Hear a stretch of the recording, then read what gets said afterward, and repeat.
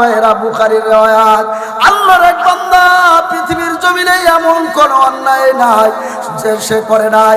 সমস্ত অন্যায় তার দ্বারা হয়েছে, সমস্ত পাপাচারী তার দ্বারা হয়ে গেছে। মরার আগ দিয়ে সন্তানদেরকে ওসিয়ত করিয়া যায়, ও আমার বাজানেরা, দুনিয়ার জমিনে কেউ টিকতে পারে নাই।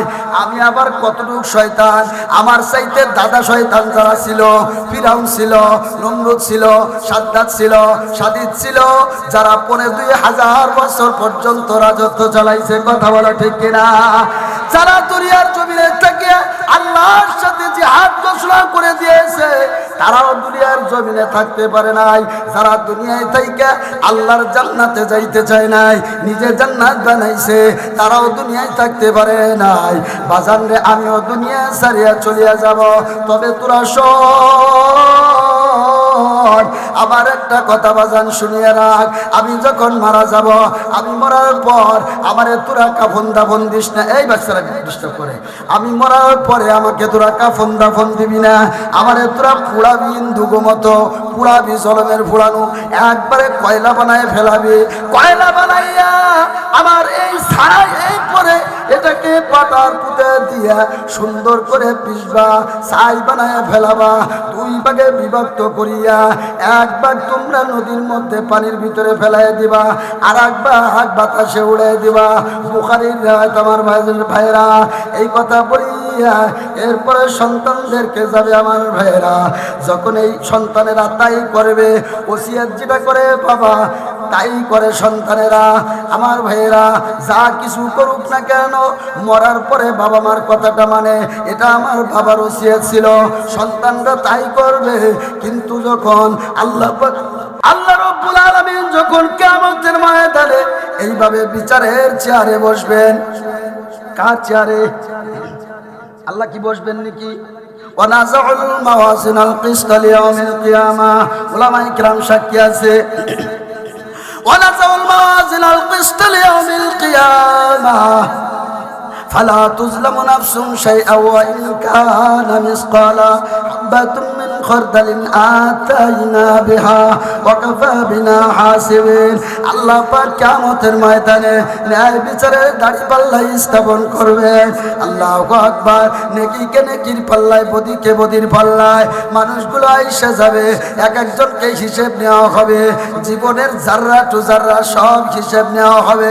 এমত অবস্থায় আল্লাহ পাকের ওই বান্দারাও হাজির হইয়া যাবে। আল্লাহ পাক আমাদেরকে যখন দুনিয়ার জমিনে পাঠিয়েছেন, তখন কি আমাদের আমলনামায় কোনো গুনাহ ছিল? সকলে বলে, আমলনামায় কোনো গুনাহ ছিল? প্রত্যেকটা সন্তান ইসলামের উপর ভূমিষ্ঠ হয়। তার মা বাবা তাকে ইহুদি, খ্রিস্টান, নাসারা, বৌদ্ধ, মুসলমান, সে বিভিন্ন রাস্তার দিকে তার মা বাবা তাকে টেনে নেয়। কথা বলেন ঠিক কি? প্রত্যেকটা সন্তানই গুনাহমুক্ত অবস্থায় দুনিয়ার জমিনে আসে। তো আমরাও তো দ্রুতভাবে গুনাহমুক্ত অবস্থায় এসেছিলাম। আমাদের যে ঈমানের পোশাক আছে, ঈমানের পোশাক, আমাদের যে কলব, এই কলবের মধ্যে কোনো গুনাহের কোনো দাগ ছিল? আল্লাহ তাআলা আমাদেরকে গুনাহ অবস্থায় কলবের ভিতরে কোনো গুনাহের দাগ দিয়ে দুনিয়ার জমিনে আল্লাহ পাঠান নাই।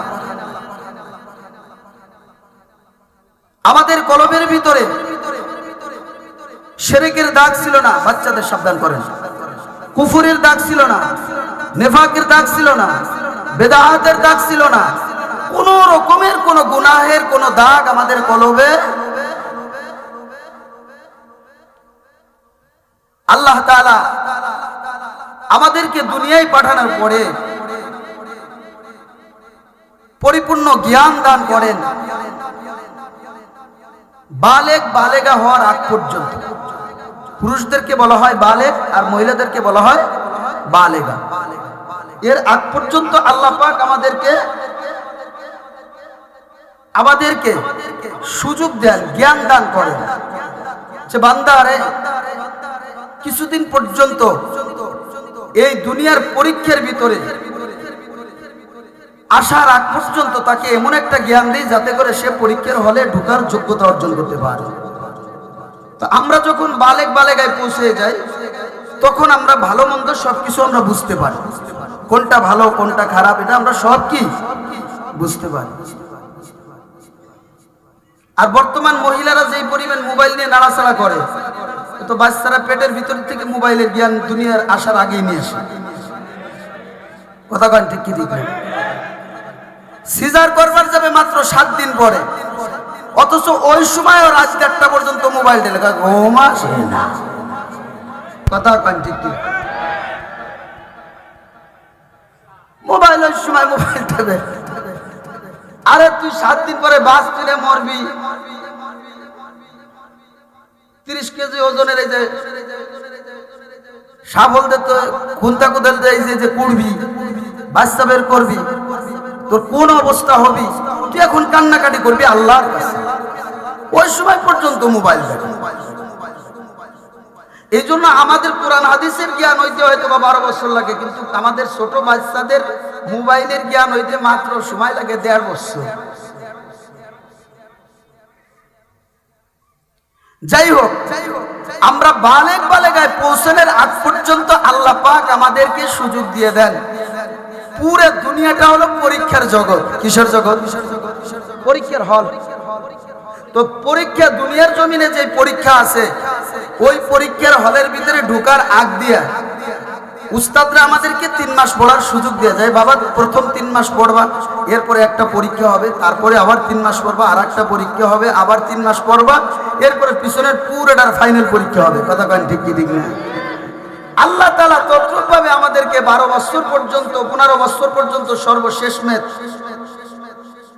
সব উলামায়ে কিরামের মতে 12 বছরের পরে সবাই বালেগায় পৌঁছে যায় 15 বছরের পরে।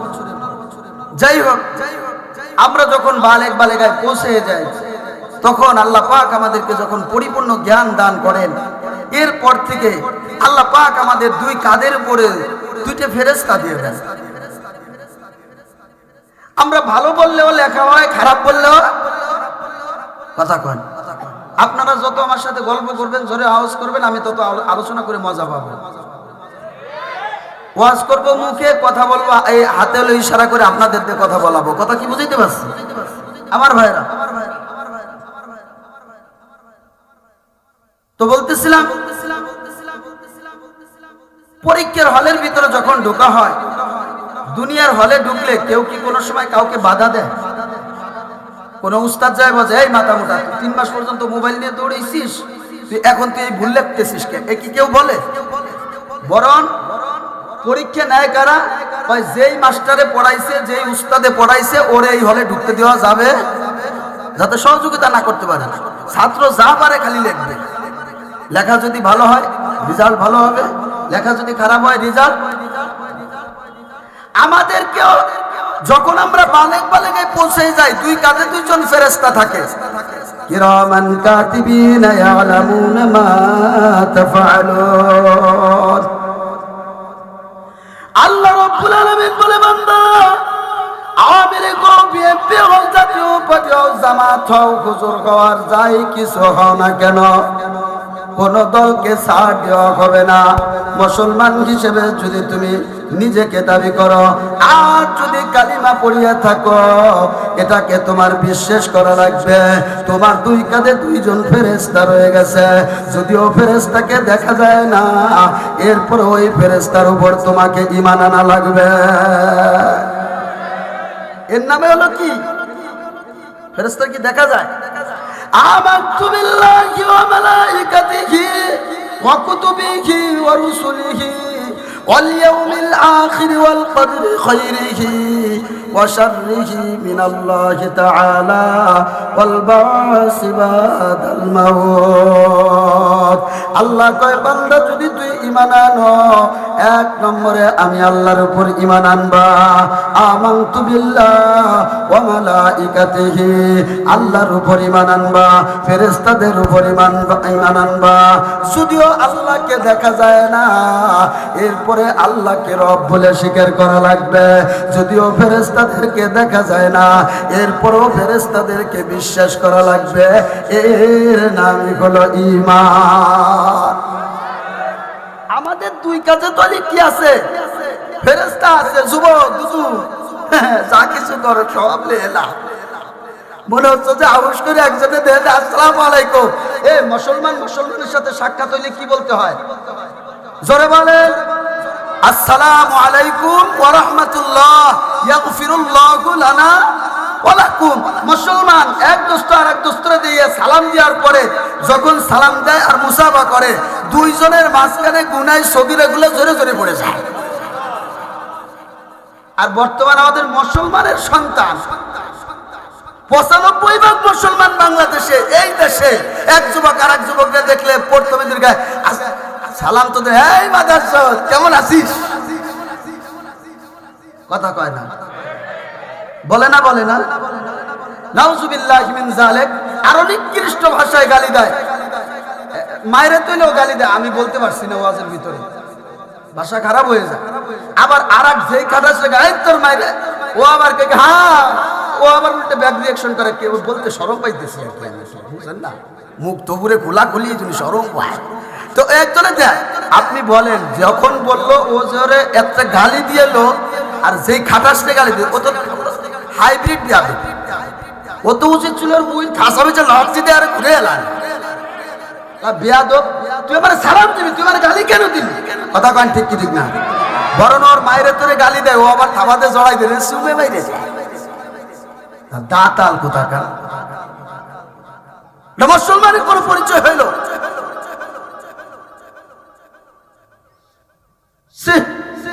তোর মারে গালি দিছে আর তুই যায় তারা শুনে দিস, এটা কেমন মুসলমান হইল? দুদু তুমি যা বলবা তাই কিন্তু এই ফেরেশতারা কি করে রাখবে, কথা কন ঠিক কিনা? ফেরেশতারা কি করে রাখবে?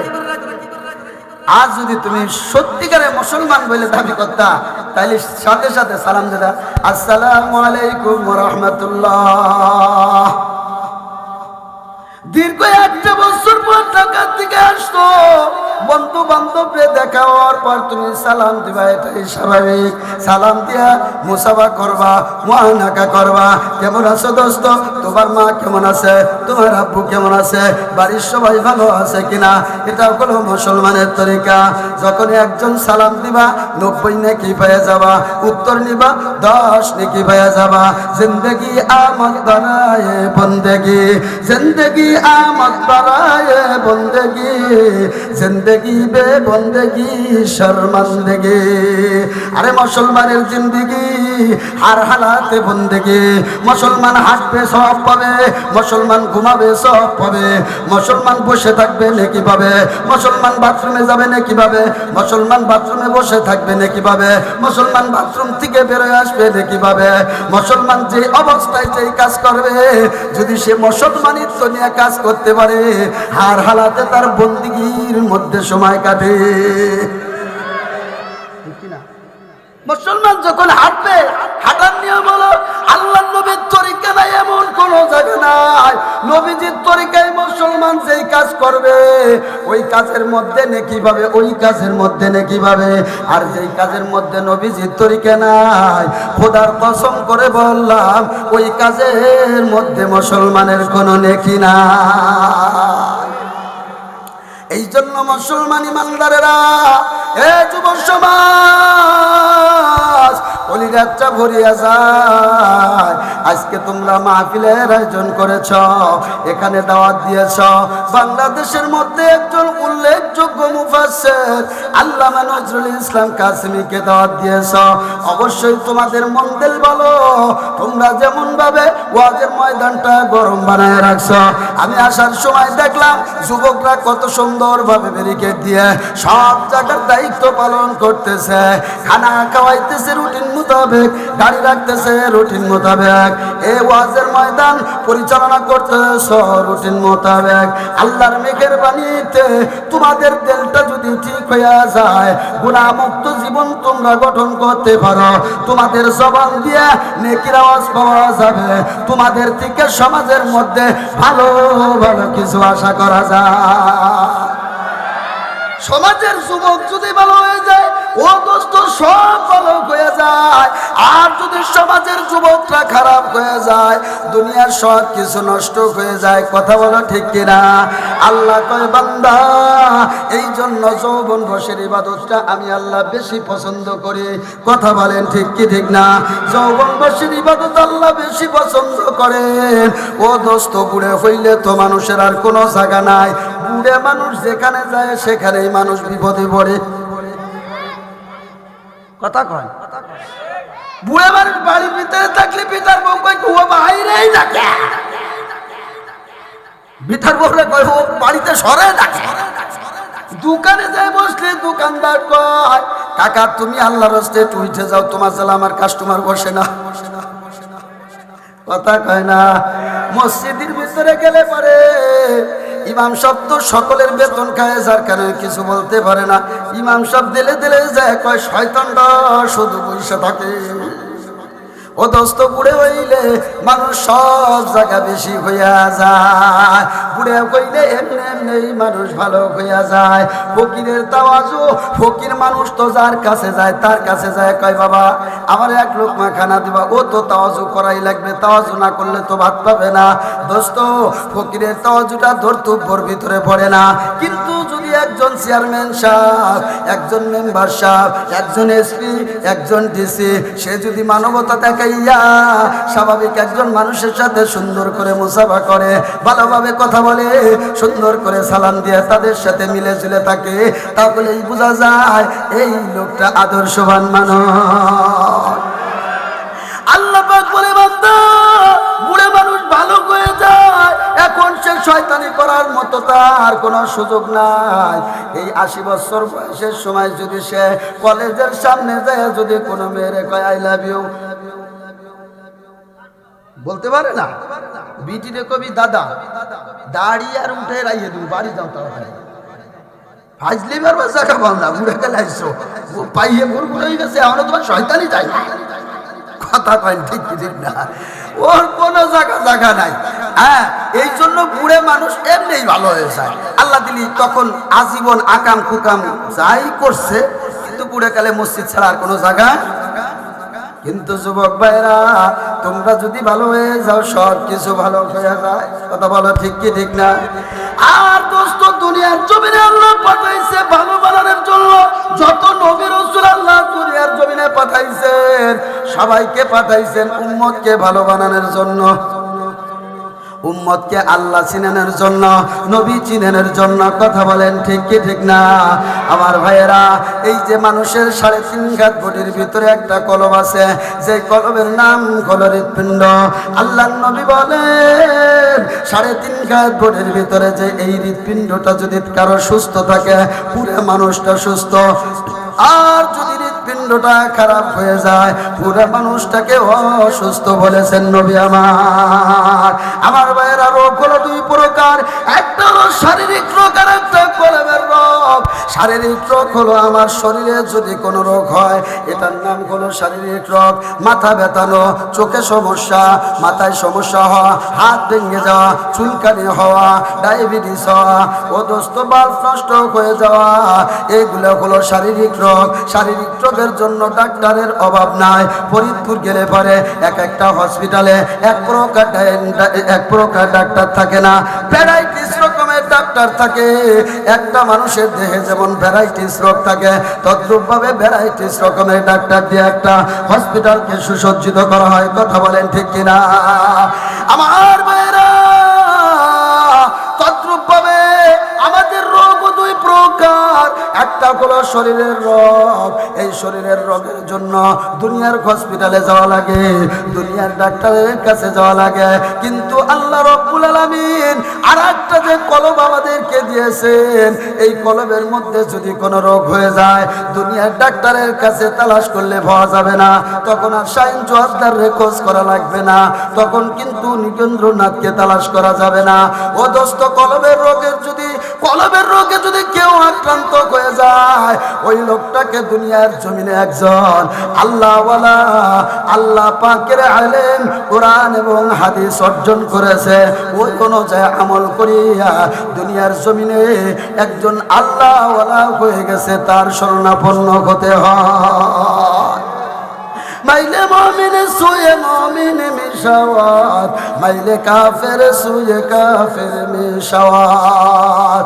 ও যুবক, গাঁজাখোরের কাছে গেলে মানুষ গাঁজাখোর হয়ে যায়, মদখোরের কাছে গেলে মানুষ মদখোর হয়ে যায়, লুচ্চার কাছে গেলে লুচ্চা হয়, বদমাশের কাছে গেলে বদমাশ হয়। তদ্রূপভাবে নামাজির কাছে গেলে, আল্লাহ ওয়ালার কাছে গেলে, তাকওয়াবান মানুষের কাছে গেলে অপর মানুষটাও আল্লাহ ওয়ালা হয়ে যায়।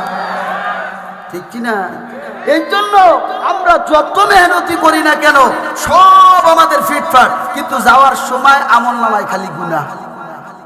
লাভ আছে? যাওয়ার সময় কি নাই? আমল নামা ঠিকঠাক নাই। আমি যাওয়ার সময় জাহান্নামের আসামি হয়ে গেলাম, তাহলে আল্লাহর কাছে কি কোনো দাম আছে? দুনিয়ায় বড় আমি আলেম, বড় বক্তা, যাওয়ার সময় আমার জবানে কালিমা নসিব হলো না। এই কালিমা যদি নসিব না হয়, এই মানুষের কি কোনো দাম আল্লাহর কাছে আছে? আরো জোরে কন। মরার সময় কালিমা লাগবে কার কার হাত তুলে দেখান। আরো জোরে কন। আল্লাহ আকবার। জামাই কইছেন মানে ডায়াবেটিস রোগী আপনারা, জোরে কন, আরো জোরে কন, হাত নামান। আলহামদুলিল্লাহ, আমি এখানে চ্যালেঞ্জ করে বলতে পারি, আমার সমাজের যারা গাঁজা খায়, মদ খায়, হিরোইন খায়, লুচ্চামি করে, বদমাশি করে, তারপরে তাদের দিলের ভিতরে আছে মরার সময় যেন আল্লাহ কালিমা দান করে। কিন্তু সমাজের মধ্যে কিছু কিছু গাঁজা করে মনে হইছে ইসলামের কিছু লিবাস লাগাইয়া পুরা গান গায়ের পরে কালিমা কালামো ভাই কোনো কিছুর দরকার নাই, আমার মরণকারে ঢোলবাসি বাজাইও তরিকের ভাই। বলে না বলে না বলে না বলে না। এরা খাইছে কি রে ভাই? গাঁজা তোমাকে বেশি না, মানে এই আমাকে তো শহরে আমাকে পুলাহান তো বর্তমান ভাত খায় না, গাঁজা বেশি খায়। কিন্তু ওরা কি গাঁজা খাই? এরা তো তবু গাঁজা খায়, আল্লাহ রসুল চেনে। কথা কন ঠিক কি ঠিক না? ও খাইলো এতটুকু কোনো জ্ঞান নাই যে মরার সময় রসুল বলেন যার জবানে কালিমা জারি হয়ে যায় ফাদাখালাল জান্নাহ, মরার সময় যদি জবানে কালিমা আসে সে আল্লাহর জান্নাতে চলে যায়। তো ও বলতেছে মরার সময় আমার ঢোলবাসি বাজাই। বাজাও বাজাও দাদা বাজাও, বাপ দাদা 14 পুরুষ মিলে বাজাও। আমার ভাইয়েরা, মানুষ খারাপ হইলে তো একটা স্তর থাকে। কথা বলে ঠিক কি ঠিক না? বুখারীর riwayতের ভিতরে একটা ঘটনা আসছে, এক ব্যক্তি সমাজের মধ্যে এমন কোনো অন্যায় নাই যে করে নাই। খারাপ লাগতেছে? এমন কোনো অপরাধ নাই যে সে করে নাই। চুরি, ডাকাতি, হিংসেমি, বিদ্বেষী, শিরকি, বিদাতি, পরনিন্দা, চগলখড়ি, লুচ্চামি, বদমাশি, মাগিখুরি সব করছে, কিন্তু কোন আল্লাহর বান্দা কিছু আর বাদ দেয় না। সব করার পরে কিন্তু যখন মরবে ওই সময় ওই পুড়ে গেলে পিছনের ইতিহাস সব মনে পড়ে গেছে।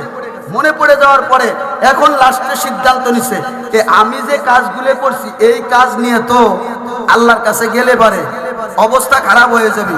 আর আল্লাহ যদি আমার একবার ভাইয়ে যায়, আর আল্লাহর ফেরেশতারা যদি পাওয়া যায়, কবরের ভিতরে যদি ধুয়ে সে মরার পরে, তাহলে তো আমার দিয়ে ফেরেশতারা শামসুকব লাগাবে 100 আছে না? কবরে থয় না? মরার পরে নিয়ে যে আপনারা নিয়ে দুইজনে কবরের ভিতরে রেখে আসছেন না, নিয়ে এরপরে রাখার পরে কি দোয়া বলেন বলেন তো? বিসমিল্লাহি আলা মিল্লাতি রাসূলিল্লাহ, বিসমিল্লাহি আলা মিল্লাতি রাসূলিল্লাহ। নবীর তরিকায় শোয়া গেলাম। কথা বলেন ঠিক কি ঠিক না? ফেরেশতারা কয় বান্দা তোরা তো দালালি করা লাগবে না, তুই তো 10,000 টাকার ইমাম সাহেব, তাড়াতাড়ি চলিয়ে যা। এই বান্দা দুনিয়ার আকাম কুকাম কোনোটাই কোনো কিছু কম করে নাই। আমার এই তাড়াতাড়ি উপর দিয়ে বাঁশ গুলে দিয়ে তুই সরে যা, তোর সরতে দেরি আছে, ওরে বাটাম সাইজ করতে আমার দেরি না। আমার ভাইয়েরা, বুখারীর riwayat, আল্লাহর এক বান্দা পৃথিবীর জমিনে এমন কোন অন্যায় নাই যে সে করে নাই। সমস্ত অন্যায় তার দ্বারা হয়েছে, সমস্ত পাপাচারী তার দ্বারা হয়ে গেছে। মরার আগ দিয়া সন্তানদেরকে ওসিয়াত করিয়া যায়, ও আমার বাজানেরা, দুনিয়ার জমিনে কেউ টিকতে পারে নাই। আমি আবার কতটুক শয়তান, আমার চাইতে দাদা শয়তান যারা ছিল, ফিরাউন ছিল, নমরুদ ছিল, সাদ্দাত ছিল, সাদিদ ছিল, যারা 25,000 বছর পর্যন্ত রাজত্ব চালাইছে, কথা বলা ঠিক কিনা? যারা দুনিয়ার জমিনে থেকে আল্লাহর সাথে জিহাদ ঘোষণা করে দিয়েছে, তারাও দুনিয়ার জমিনে থাকতে পারে নাই। যারা দুনিয়ায় থেকে আল্লাহর জান্নাতে যাইতে চায় নাই, নিজে জান্নাত বানাইছে, তারাও দুনিয়ায় থাকতে পারে নাই। বাজান রে, আমিও দুনিয়া ছাড়িয়া চলিয়া যাব, তবে তোরা শোন, আমার একটা কথা বাজান শুনিয়ে রাখ। আমি যখন মারা যাব, আমি মরার পর আমারে তোরা কাফন দাফন দিস না। এই বাচ্চারা ডিস্টার্ব করে। আমি মরার পরে আমাকে তোরা কাফন দাফন দিবি না, আমারে তোরা পুড়াবি, ইন্দুগো মতো পুড়াবি, জলমের পুড়ানো, একবারে কয়লা বানায় ফেলাবি। কয়লা বানাইয়া আমার এই ছাই, এই পরে এটাকে পাটার পুঁতে দিয়া সুন্দর করে পিসবা, ছাই বানায় ফেলাবা। 2 ভাগে বিভক্ত করিয়া এক ভাগ তোমরা নদীর মধ্যে পানির ভিতরে ফেলাই দিবা, আর এক ভাগ বাতাসে উড়াই দিবা। বুখারীর রাত আমার ভাইরা এই কথা বলিয়া এরপরে সন্তানদেরকে যাবে আমার ভাইরা। যখন এই সন্তানেরা তাই করবে, ওসিয়ত যেটা করে বাবা তাই করে সন্তানেরা। আমার ভাইয়েরা যা কিছু করুক না কেন, মরার পরে বাবা মার কথাটা মানে, এটা আমার বাবার ওসিয়ত ছিল, সন্তানরা তাই করবে। কিন্তু যখন আল্লাহ রাব্বুল আলামিন যখন কিয়ামতের ময়দানে এইভাবে বিচারের চেয়ারে বসবেন, কার চেয়ারে? আল্লাহ কি বসবেন নাকি? ওয়ানাযাউল মাওয়াজিনাল কিসতা লিয়াউমিল কিয়ামাহ, উলামায়ে কিরাম সাক্ষী আছে। ونزع الموازين القسط ليوم القيامة فلا تظلم نفس شيئا وإن كان مثقال حبة من خردل آتينا بها وكفى بنا حاسبين। আল্লাহ পাক কিয়ামতের ময়দানে ন্যায় বিচারের দাড়ি পাল্লা স্থাপন করবেন। আল্লাহু আকবার। নেকিকে নেকির পাল্লায়, বদিকে বদির পাল্লায় মানুষগুলো আইসা যাবে, এক একজনকে হিসেব নেওয়া হবে, জীবনের জাররা টু জাররা সব হিসেব নেওয়া হবে। এমত অবস্থায় আল্লাহ পাকের ওই বান্দারাও হাজির হইয়া যাবে। আল্লাহর ওই বান্দাও কি হয়ে যাবে? হাজির হয়ে যাবে। আল্লাহ পাক বলবে, কি রে তুমি?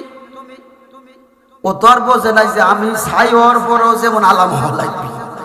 কিন্তু আল্লাহ তো কেমন আল্লাহ, আল্লাহর কি কোনো কাজ করতে কোনো কষ্ট করা লাগে? আল্লাহ পাক শুধুমাত্র কুদরতি জবান দিবে, বলবেন কুন ফায়াকুন। আল্লাহ যে কোনো জিনিস বানানোর ইচ্ছা করবে, খালি কুন ফায়াকুন হয়ে যাবে। ঠিক কি ঠিক না? আমার যেখানে যা কিছু থাকবে সব কিছু এক জায়গা হয়ে যাবে। আল্লাহু আকবার। বডিটা যখন এক জায়গা হয়ে যাবে, দিব্যি মানুষের একটা দেখুনি আমি আল্লাহর আদালতে তখন বান্দা দাঁড়াইবে। আল্লাহ পাক ডাক দিয়ে বলবে, আল্লাহর বান্দা দাঁড়ায় যাও। দাঁড়ানো থাকবে। কি বলেছিলাম সন্তানদেরকে? আল্লাহ আমি তো এই বলেছিলাম, ওই জায়গা তো আর কোনো মাতবাড়ি চলবে না, সত্তারি চলবে না, দল চলবে না, নেতামি চলবে না, সব কিছু বাদ হয়ে যাবে। আল্লাহ কি বলবে? আল্লাহ আমি এই কথা বলেছিলাম। আল্লাহ বলবে, কারণ কি? জীবনে আগাম পোকাম তুই সব কিছু করছিস, তাতে কোনো বাধা দিস নেই, কিন্তু সন্তানদেরকে আসার সময় এই কথা কেন বললা? এই কথা বলার পরে আল্লাহর বান্দা বলবে, রব্বুল আলামিন দুনিয়ার জমিনে আমি কোনো নেক আমল করতে পারি নাই, সমস্ত বদ আমলগুলো আমি করেছিলাম। আমি ভালো করে জানি আল্লাহ পাকের রহমত যেমন বড়, আল্লাহ পাকের দয়া যেমন বড়, আল্লাহ পাকের মায়া যেমন বড়, আল্লাহ পাকের আযাব আর গজব তেমন। ঠিক কিনা? আল্লাহ তোমার মায়া যেমন বড়, আযাবও তত বড়। এই জন্য আমি তোমার ভয়ে বলেছিলাম একবার যদি ফেরেশতারা আমার আলাম পায় আমার একবারে পুরো সাইজ করে ফেলাবে বাটন সাইজ। এই জন্য আল্লাহ তোমার ভয়ে আমি এই কথা বলেছিলাম। এই আমার দিক আল্লাহ তোমার ভয়ে আমি এই কথা বলেছিলাম। এই কথা বলার সাথে সাথে দোস্ত আমার আল্লাহ রাব্বুল আলামিন বলবে ও ফেরেশতারা ওরে একটু ক্ষমা করে দে, মাফ করে দে, ওরে জান্নাতে ঢুকে দে। আল্লাহ এমন কোন গুনাহ নাই সে করে না, এরপরেও তুমি আল্লাহ তারে কেন ক্ষমা করলা? আল্লাহ পাক বলবেন ও আমার ফেরেশতারা জানিয়ে রাখ আমার বান্দার মধ্যে কোনো আমল নাই, নামাজ নাই, রোজা নাই, হজ নাই, যাকাত নাই, পর্দা নাই, কোন রকমের কোনো ভালো আমল নাই, কিন্তু আমার বান্দার ভিতরে একটা জিনিস আছে, সেইটা হলো আমি আল্লাহর ভয় আছে। ইন্নামাল মুমিনুনা আল্লাযীনা আল্লাহু ওয়াজিলাত কুলুবুহুম। ইমানদারের সামনে যখন আল্লাহ পাকের বড়ত্বের আলোচনা করা হয় ইমানদারের অন্তরটা আল্লাহর ভয়ে কম্পিত হয়। ও আমার ফেরেশতারা আমার বান্দার ভিতরে কোনো আমল নাই, একটা আমল আছে, সেইটা হলো আমার ভয় আছে। যেহেতু ইমানদারের একটা গুণ আমি আল্লাহ পাকের ভয় অন্তরে থাকা, এই জিনিসটা যেহেতু ওর ভিতরে আছে এই খাতিরে আমি আল্লাহ ওর জীবনের সব গুনাহ মাফ করে দিলাম। আমার ভাইয়েরা এই জন্য যুব সমাজ যারা আছো, বৃদ্ধ বাবারা আছো, আল্লাহর কাছে মাপ চাওয়ার দরকার আছে না নাই? আরো জোরে বলো। যত আমল করলা কিন্তু গুনাহ মাফ করাইতে পারলা না, এই জীবনের কোনো দাম? আরো জোরে কয় আছে নাকি দাম? আমার ভাইয়েরা এই জন্য গুনাহ কিন্তু পুরুষরাও করে মহিলারাও করে, করে না। সমাজের মধ্যে সবচাইতে বড় গুনাহ বর্তমান, গুনার তো আর অভাব নাই, গুনার তো আর অভাব নাই, সবচাইতে বেশি গুনাহ হইতেছে বর্তমান বেপরদার মাধ্যমে। কথা কও, সবচাইতে বেশি গুনাহ হয় বর্তমান বেপরদার মাধ্যমে। বেপরদা কারে কয়? বেপরদা কারে কয়? পুরুষ আর মহিলা দুইজনে যদি পর্দা ছাড়া সাক্ষাৎ করে নাকি? পর্দা তো বর্তমান ভেজাল ঢুকে গেছে। মহিলারা পর্দা করতে কি লাগে রে বাবা? কি দিয়ে পর্দা করে মহিলারা? বুরকা। দোস্ত ধন্যবাদ। কি লাগে? এই বুরকার ভিতরে বর্তমান ভেজাল। কথা কয় শহরে যায় যদি দোকানে যায় বুরকা চাইলে পারে দোকানদার কবি কাকা কোনটা দিব, কলেরার বুরকা দিব নাকি মহিলা মাদ্রাসা? কলেরার বুরকা চেনেন নাকি? কলেজে যা পড়লি পারে মানে গাঁও কত ভাইতে সবই দেয়, তো ও পড়ার দরকার, ও তো জামাই ভালো ছিল। বর্তমানে অনেক মেয়েরা বোরকা পরে বটে চিংড়ি মাছের মতো, তারা সাত পারে আর হাটে। বোরকা বর্ষ ভালো করছো, বোরকার ইজ্জত রাখো, নিচের দিকে নজর রেখে ধীরে ধীরে চলো। বোরকা যদি নাও মিলে চাদর দিয়ে গায়, নিচের দিকে নজর রেখে চলি মো রাস্তায়। কথা কয় বুরকা পরবা। মহিলা মাদ্রাসার মেয়েরা যেমন বুরকা পরে, পায়ে পরে কালা মুজা, হাতে কালা মুজা, শার্ট আর হলো ফাঁসটা, এইরকম জানা ছড়াই দিলে পারে ভিতরে আরো সাইডে ঢোয়া যাবে। আল্লাহ বাসায় রাখি। কথা কয় আল্লাহ বাসায় রাখিবারে যাতে তার হাত পা কিছুই দেখা না যায়। পুরুষরা একজনে ডিস্টার্ব করবি, ওই সময় মহিলা মাদ্রাসার মেয়েরা কবি তুই আমার দিকে হাত তাকাবি না, তার বলছে ডাবল তোর শাটার আর একটা মাইনে দিবি। আবার যদি তাকে শাটার আর একটা মাইনে দিবি, আবার তাকাইলি শাটার আর একটা মাইনে দিবি। কথা কয় পাঁচটা। আর কলেজের বুরকাটা বইরা এই পর্যন্ত মুখ খোলা দেড় বড় একটা টিপ লাগাইয়া পর্দা আছে না নাই? এখনো পর্দা হইলো মাছ আসিরে খাইবে যাবার পরে। এই জন্য এই কলেজের বুরকা, যেই বুরকার দ্বারা পর্দা হয় না, খবরদার আপনি একজন বাবা হইয়া, আপনি একজন বড় ভাই হইয়া আপনার মেয়েকে, আপনার ছোট বোনকে এ জাতীয় পর্দার নামে ফ্যাশন আপনি করাইতে পারেন না। আপনি পর্দা করান, ইসলামের বিধান, নামাজ যেমন ফরজ, পর্দা তেমন ফরজ। আজকে পর্দা না থাকার কারণে সমাজের মধ্যে জেনা ব্যভিচারে ঢুকে গেছে। কথা কন ঠিক কি ঠিক না? এদের যদি বিড়ালের সামনে লাফালাফি করে, বিড়াল বুঝিলে মুড়ি দিয়ে আল্লাহর ওলি হইয়া ঘুমায় থাকে করে। বোঝেন নাই? বিড়াল থাকে আড়ালেতে বদলি বদলি বসে, সুযোগ বুঝে ঘাড়ে মারে ধরে যাইয়া ঠেসে। সহ্যহারা যুবকেরা বিড়ালেরই ন্যায়, সুযোগ বুঝে মাঝে মাঝে আক্রমণ চালায়। ধরা পড়লে দোষ হবে সব যুবকদেরই গাড়ে, মেয়েরা যে দাওয়াত দিল তারা গেল এড়ে।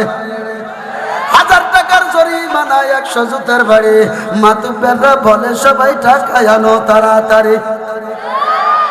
বলে না বলে না? আপনাকে এলাকার মাতুব্বেরা তো আল্লাহর ওলি, কিন্তু বিভিন্ন জায়গার মাই মাতুব্বেরা এই নিয়েই থাকে। তাদের পেঁয়াজ গোছ ব্যবসা বাণিজ্য এদের ভিতরে। আল্লাহ বাসার একটি সকালবেলা সাদা কান লুঙ্গি করে বসবে চার দোকানে, আর ব্রেন্ডার সবসময় জন্য প্রত্যেক কিতাবের ভিতরে নিবে আর ই করবে কোন জায়গা কোন পেঁয়াজটা লাগানো যায়। কথা কয় মাতুব্বেরা বলে সবাই টাকা আনো তাড়াতাড়ি, ওরে টাকা যায় সব হজম কইয়া মাতুব্বেদের মাঝে। এই তো চলছে বিচার আচার আমাদের সমাজে। অনেকে আবার বসকামে স্কুলে পড়ায়, বাড়ির থেকে নেমে বন্ধু লেডিস হইয়া যায়। লেডিস কিন্তু একা যায় না, জন্ডিস থাকে সাথে। জন্ডিস বোঝেননি? চাষ তো ভাই মহিলা মানুষ, একটা মেয়ে মানুষ, ওর কি কয়, এই যে জন্মদিনটা কি কয়, আমি তো কই হেভি বার্থডে, হেভি বার্থডে। আল্লাহ, ওর জন্মদিন উপলক্ষে খাটাসের মতো এই রাম ছাগলের মতো 10-12টা চলে আসে বিটা মানুষ। এগুলো আমার ফেরে। আর ওর মা বস আব্বা বস বস সব্বা বস, তুই বাপ বানাবি একজন, এতগুলো বানাইছিস কে? খাটাস না। কথা কন ঠিক কি ঠিক না? পর্দা ছাড়া। কাকি আপনার মেয়ের বাপকাল কিন্তু বেশি এটা ভালো না, যে রাস্তাঘাটে চলে কেমন জানি বিটাকোর সাথে কথাবার্তা তুমি আমার মতো আল্লাহ বলে দুনিয়া হয়নি। আল্লাহ তাআলা কে বলছে আমার ফরিদপুরের ভিতরে আমার মেয়েটা দিতেছে এত ভালো।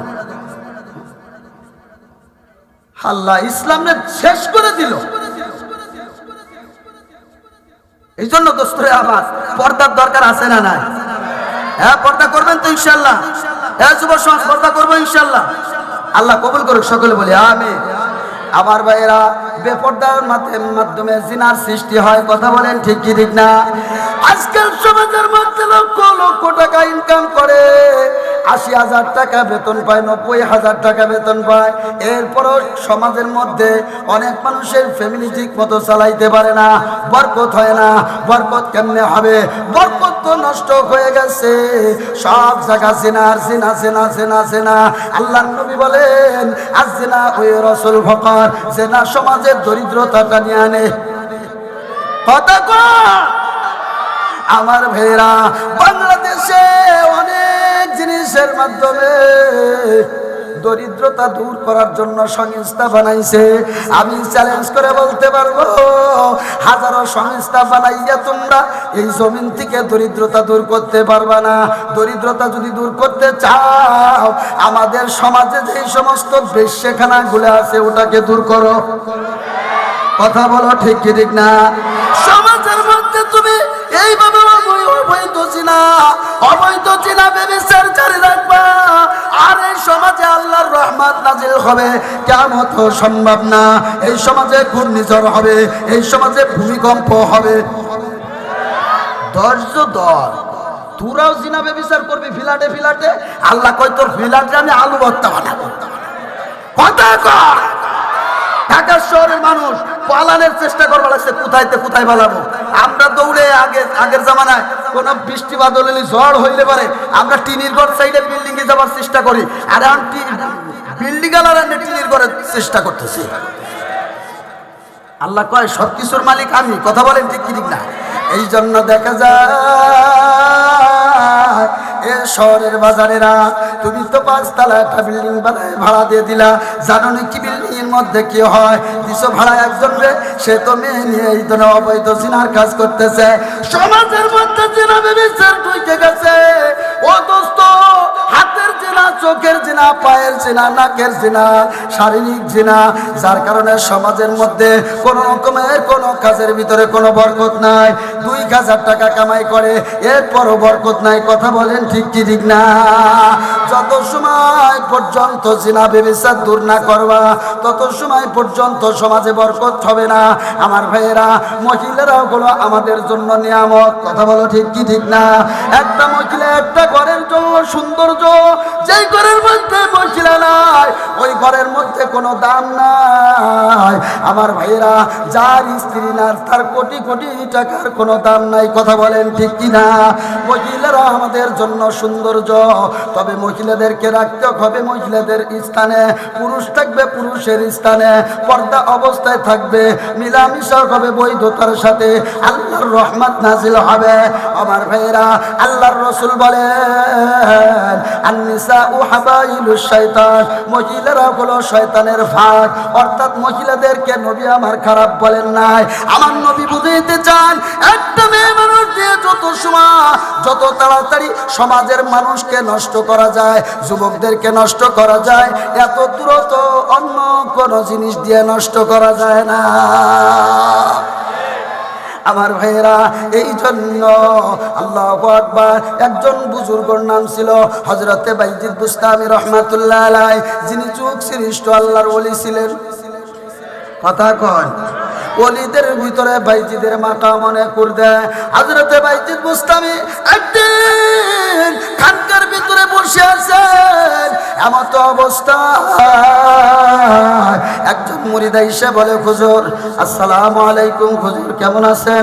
আল্লাহর ওলি বাইজিদ বুস্তামি বলে, ওয়া আলাইকুম আসসালাম ওয়া রাহমাতুল্লাহি ওয়া বারাকাতুহু।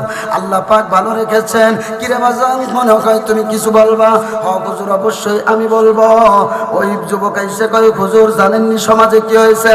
বাইজিদ বুস্তামি বলেন, আমি কেমনে জানবো? আমি কি গায়েব জানি নাকি? গায়েব জানে কে? আরো জোরে কর। দুনিয়ার কোন মানুষ গায়েব জানে? শুধু পীর সাহেবরা একটু জানে। হ্যাঁ, আল্লাহ জানে। যাক আলহামদুলিল্লাহ, এ ব্যাপারও আগাইলাম না ফেতনার বইতে। যাই হোক, সামনের দিক যাই। আমার ভাইয়েরা, হযরত বাইজিদ বলে, আমি তো আর গায়েব জানি না, আমি কেমনে জানবো কি হয়েছে বলো না?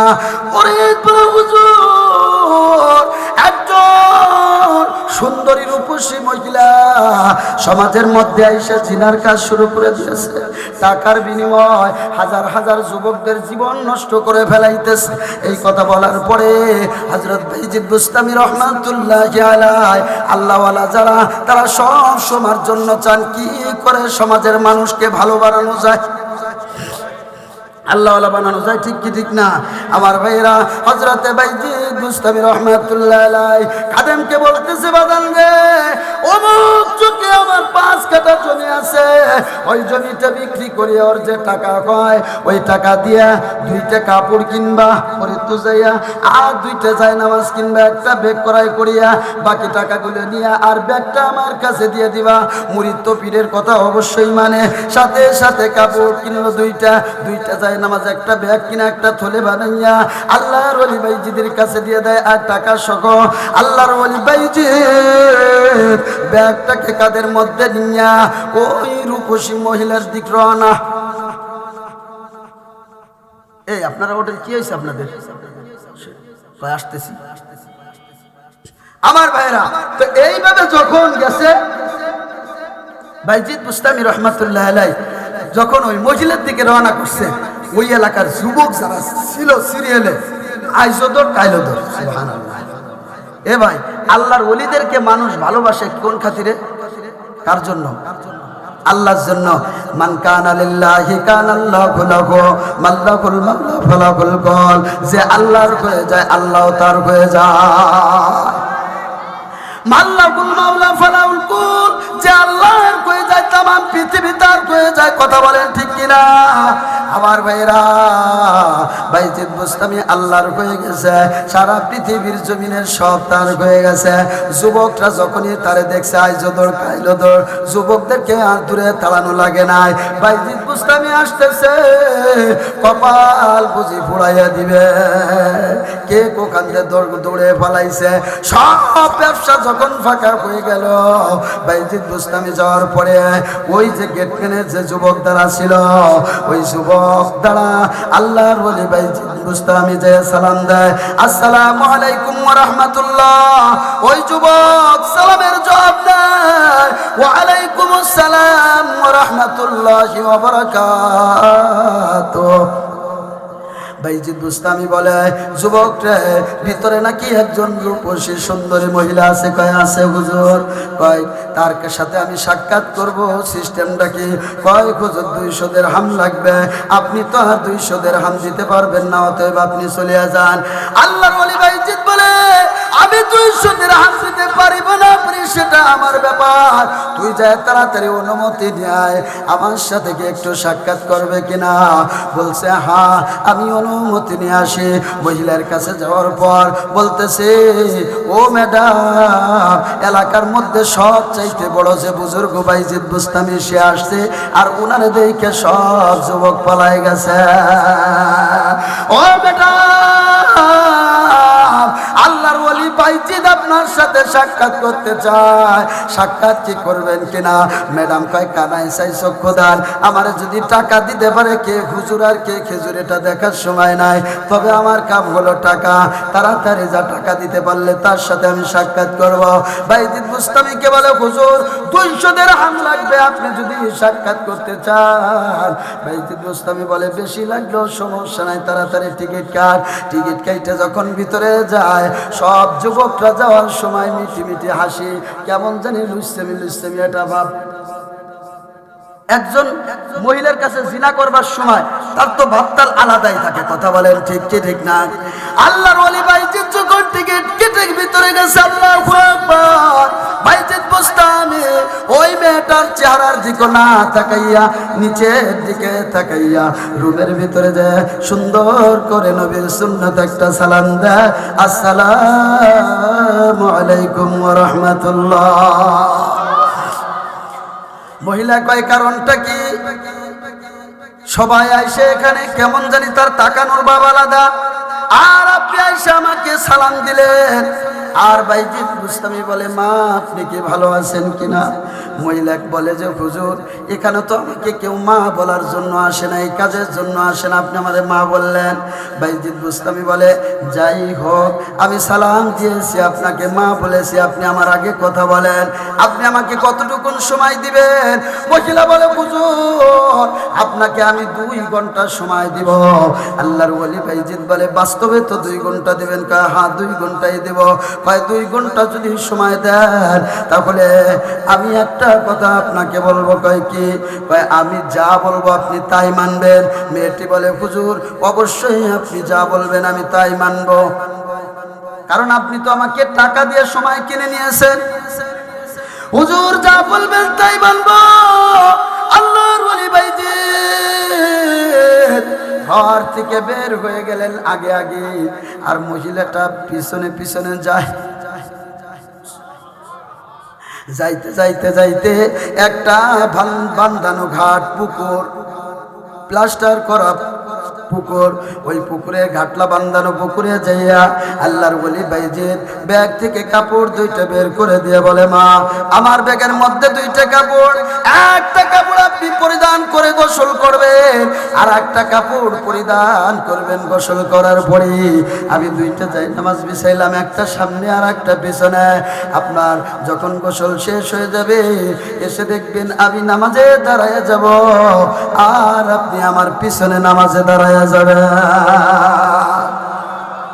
হযরত বাইজিদ বুস্তামি সামনের জায়নামাজে দাঁড়ায় যায়, আর পিছনে মহিলাকে দাঁড়া করানোর পরে আল্লাহু আকবার 2 রাকাত নামাজ পড়ে আল্লাহর ওলি বাইজিদ বুস্তামি দোয়া করতেছেন, হারসে কারাম ওয়াদা কর দামাস, হারসে কারাম ওয়াদা কর দামাস, ওয়াসনা সুয়া নামাজে আওর দামাস, ওয়াসনা সুয়া নামাজে আওর দামাস, ফসরো জো কলবে ইকার তোরা কলবে হা কলবে তুফাইলে মুস্তাফা। বাইজিদ বুস্তামি রহমাতুল্লাহ আলাইহি আল্লাহর দরবারে হাত উঠাইয়া দোয়া করতেছেন আর কাঁদতেছেন, আয় আল্লাহ একজন জিনাকারী মহিলাকে নামাজে দাঁড় করাইয়া দিলাম, আয় আল্লাহ দয়া করিয়া মায়া করিয়া তার দিলের মধ্যে যে কুফরি ছিল সেটা দূর করিয়া দাও।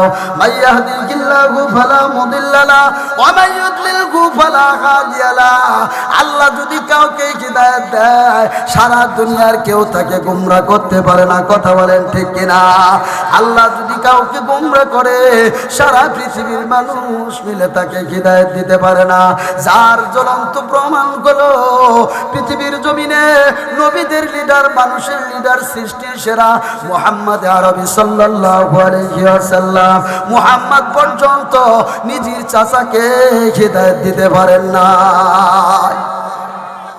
আমার মেয়েরা হযরত বাইজিদ বুস্তামি দোয়া করতেছিলেন, আল্লাহকে বলতেছিলেন আল্লাহ আপনি হিদায়াতের মালিক।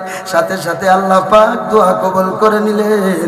মহিলার অন্তরের ভিতরে হেদায়েতের নূর, হিদায়াতের আলো আল্লাহ পাক জ্বালাই দিলেন। সাথে সাথে মহিলা পিছন থেকে কেঁদে উঠে বলে, ওগো আল্লাহর ওলি বাইজিদ, জিনা করছি আমি, জাহান্নামের আগুনে জ্বলবো আমি, গুনাহগার হয়েছি আমি, কবরটা জাহান্নাম করে আমার, আপনি কেন আমার জন্য কাঁদেন?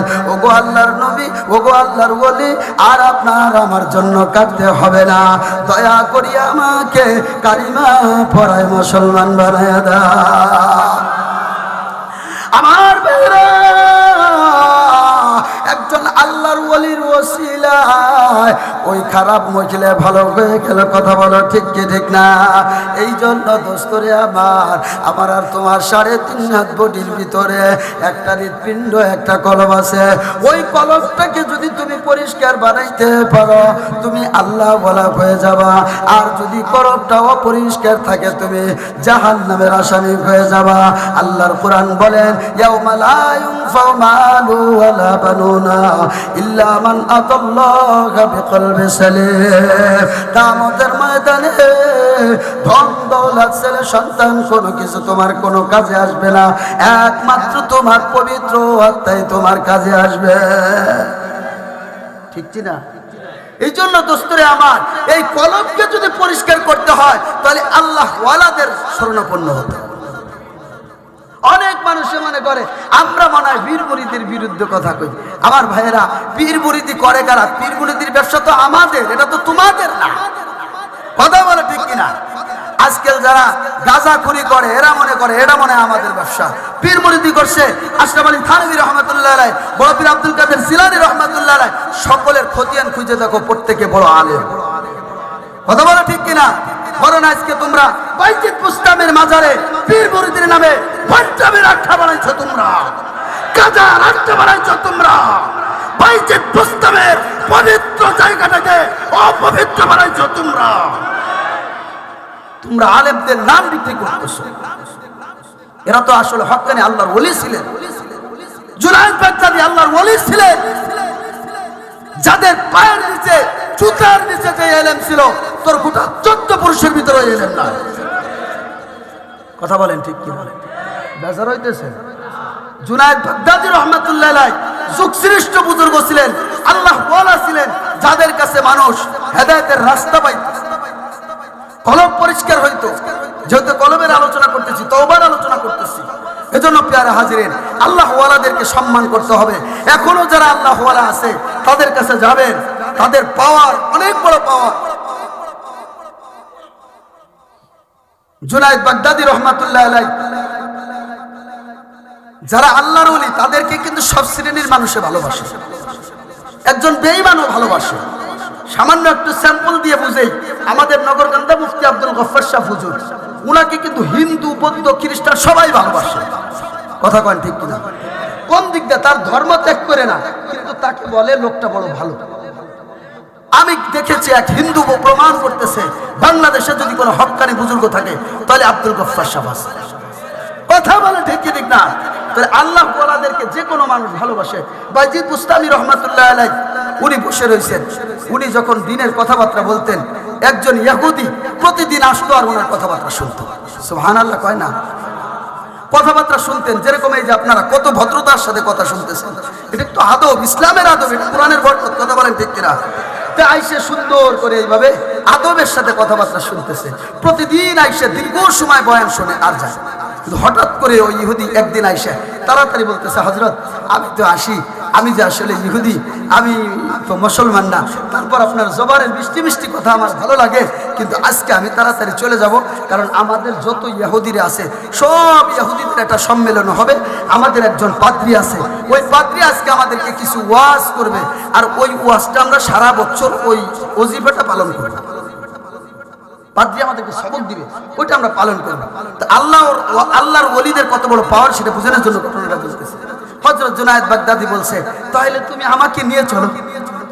সুবহানাল্লাহ কন্যা ভাই, গানের ময়দানে কেউ যায় গান শোনার জন্য, কেউ গান বন্ধ করে ওয়াজের ময়দান কায়েম করার জন্য যায়। ঠিক কিনা জোরে বলে? তো বাইজিদ বুস্তামি বলে, হযরত জুনায়েদ বাগদাদি রাহমাতুল্লাহ আলাইহি বলে, আমাকেও নিয়ে চলো। কয় না হুজুর, আপনারা নেওয়া যাবে না। ওরা যদি বোঝে কোনো মুসলমান আইছে, তাহলে সাথে সাথে আপনারা কতল করে ফেলাবে, আর আমি এত বড় ক্ষতি আপনার করতে পারবো না। তো জুনায়েদ বাগদাদি বলছে, আরে বাবা, আমার হায়াতের মালিক তো আল্লাহ। আল্লাহ যদি হায়াত দেয়, কেউ আমাকে মওত দিতে ঠিক না। আল্লাহ হায়াত দিলে কেউ আমাকে মওত দিতে পারবে না, অতএব আমাকে তুমি নিয়ে চলো। হযরত জুনায়েদ বাগদাদি হাজারো চেষ্টা করার পর নিল না।